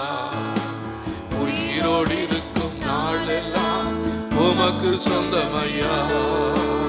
அப்பா என்னை முழுவதும் அர்ப்பணித்தேனையா. உயிரோடு இருக்கும் நாளெல்லாம் உமக்கு சொந்தமையா. அர்ப்பணித்தேன் நான் அர்ப்பணித்தேன், அர்ப்பணித்தேன் நான் அர்ப்பணித்தேன். ஆவி ஆத்மா சரீரம் அர்ப்பணித்தேன், என் ஆவி ஆத்மா சரீரம் அர்ப்பணித்தே. ஆண்டவரே, இந்த நாளில் உம்முடைய சமூகத்தில் தங்களுடைய கரங்களை உயர்த்தி இந்த காரியத்துக்காக அர்ப்பணித்திருக்கிற நம்முடைய பிள்ளைகள் ஒவ்வொருடைய வாழ்க்கையிலும் குடும்பத்திலும் காணப்படுகிற எல்லா பிரிவினையின் வல்லமைகளினாலே பாழாய் போயிருக்கிற அவருடைய குடும்ப வாழ்க்கை, அவருடைய ஐக்கியம் எல்லாம் சீர் செய்யும்படியாக அதை இப்பொழுது உம்முடைய உதவியை நாங்கள் தேடி வந்திருக்கிறோம். ஆண்டவரே, நெகேமியா உடைந்து போன சுவர்களை அடைத்தது போல உங்களுடைய பிள்ளைகள் ஒவ்வொருவரும் இந்த காரியத்தில் இணைந்து ஆண்டவரே தங்களுடைய குடும்பத்தை கட்ட, சபையை கட்ட, ஊழியத்தை கட்ட அவர்களுக்கு உதவி செய்யுங்க. ஆண்டவரே, இணைந்து கட்டுவோம் வாருங்கள் என்று சொல்லி நெகேமியாவோடு தங்களுடைய கரங்களை கொடுத்ததான அந்த ஜனங்களை போல கர்த்தாவே, இந்த நாளில் எங்களுடைய குடும்பத்தில் எங்களுடைய சபையில் இருக்கிற ஒவ்வொருவரும் அவருடைய இந்த நாளில் தங்களை அர்ப்பணித்திருக்கிறாங்க. கர்த்தத்தாமே அவர்கள் உம்முடைய சமூகத்தில் செய்த பொருத்தனைகளில் உண்மையுள்ளவர்களாயிருக்க கர்த்தர் உதவி செய்யுங்க. ஆண்டவரே, இதன் மூலமாய் வருகிற எல்லா மகிமையும் இயேசுராஜா ஒருவருக்கே நாங்கள் செலுத்துகிறோம். ஒரு விசுவட தாழ்த்துகிறோம். இயேசுவின் நாமத்தில் ஜெபிக்கிறோம் நல்ல பிதாவே. ஆமேன், ஆமேன், ஆமேன்.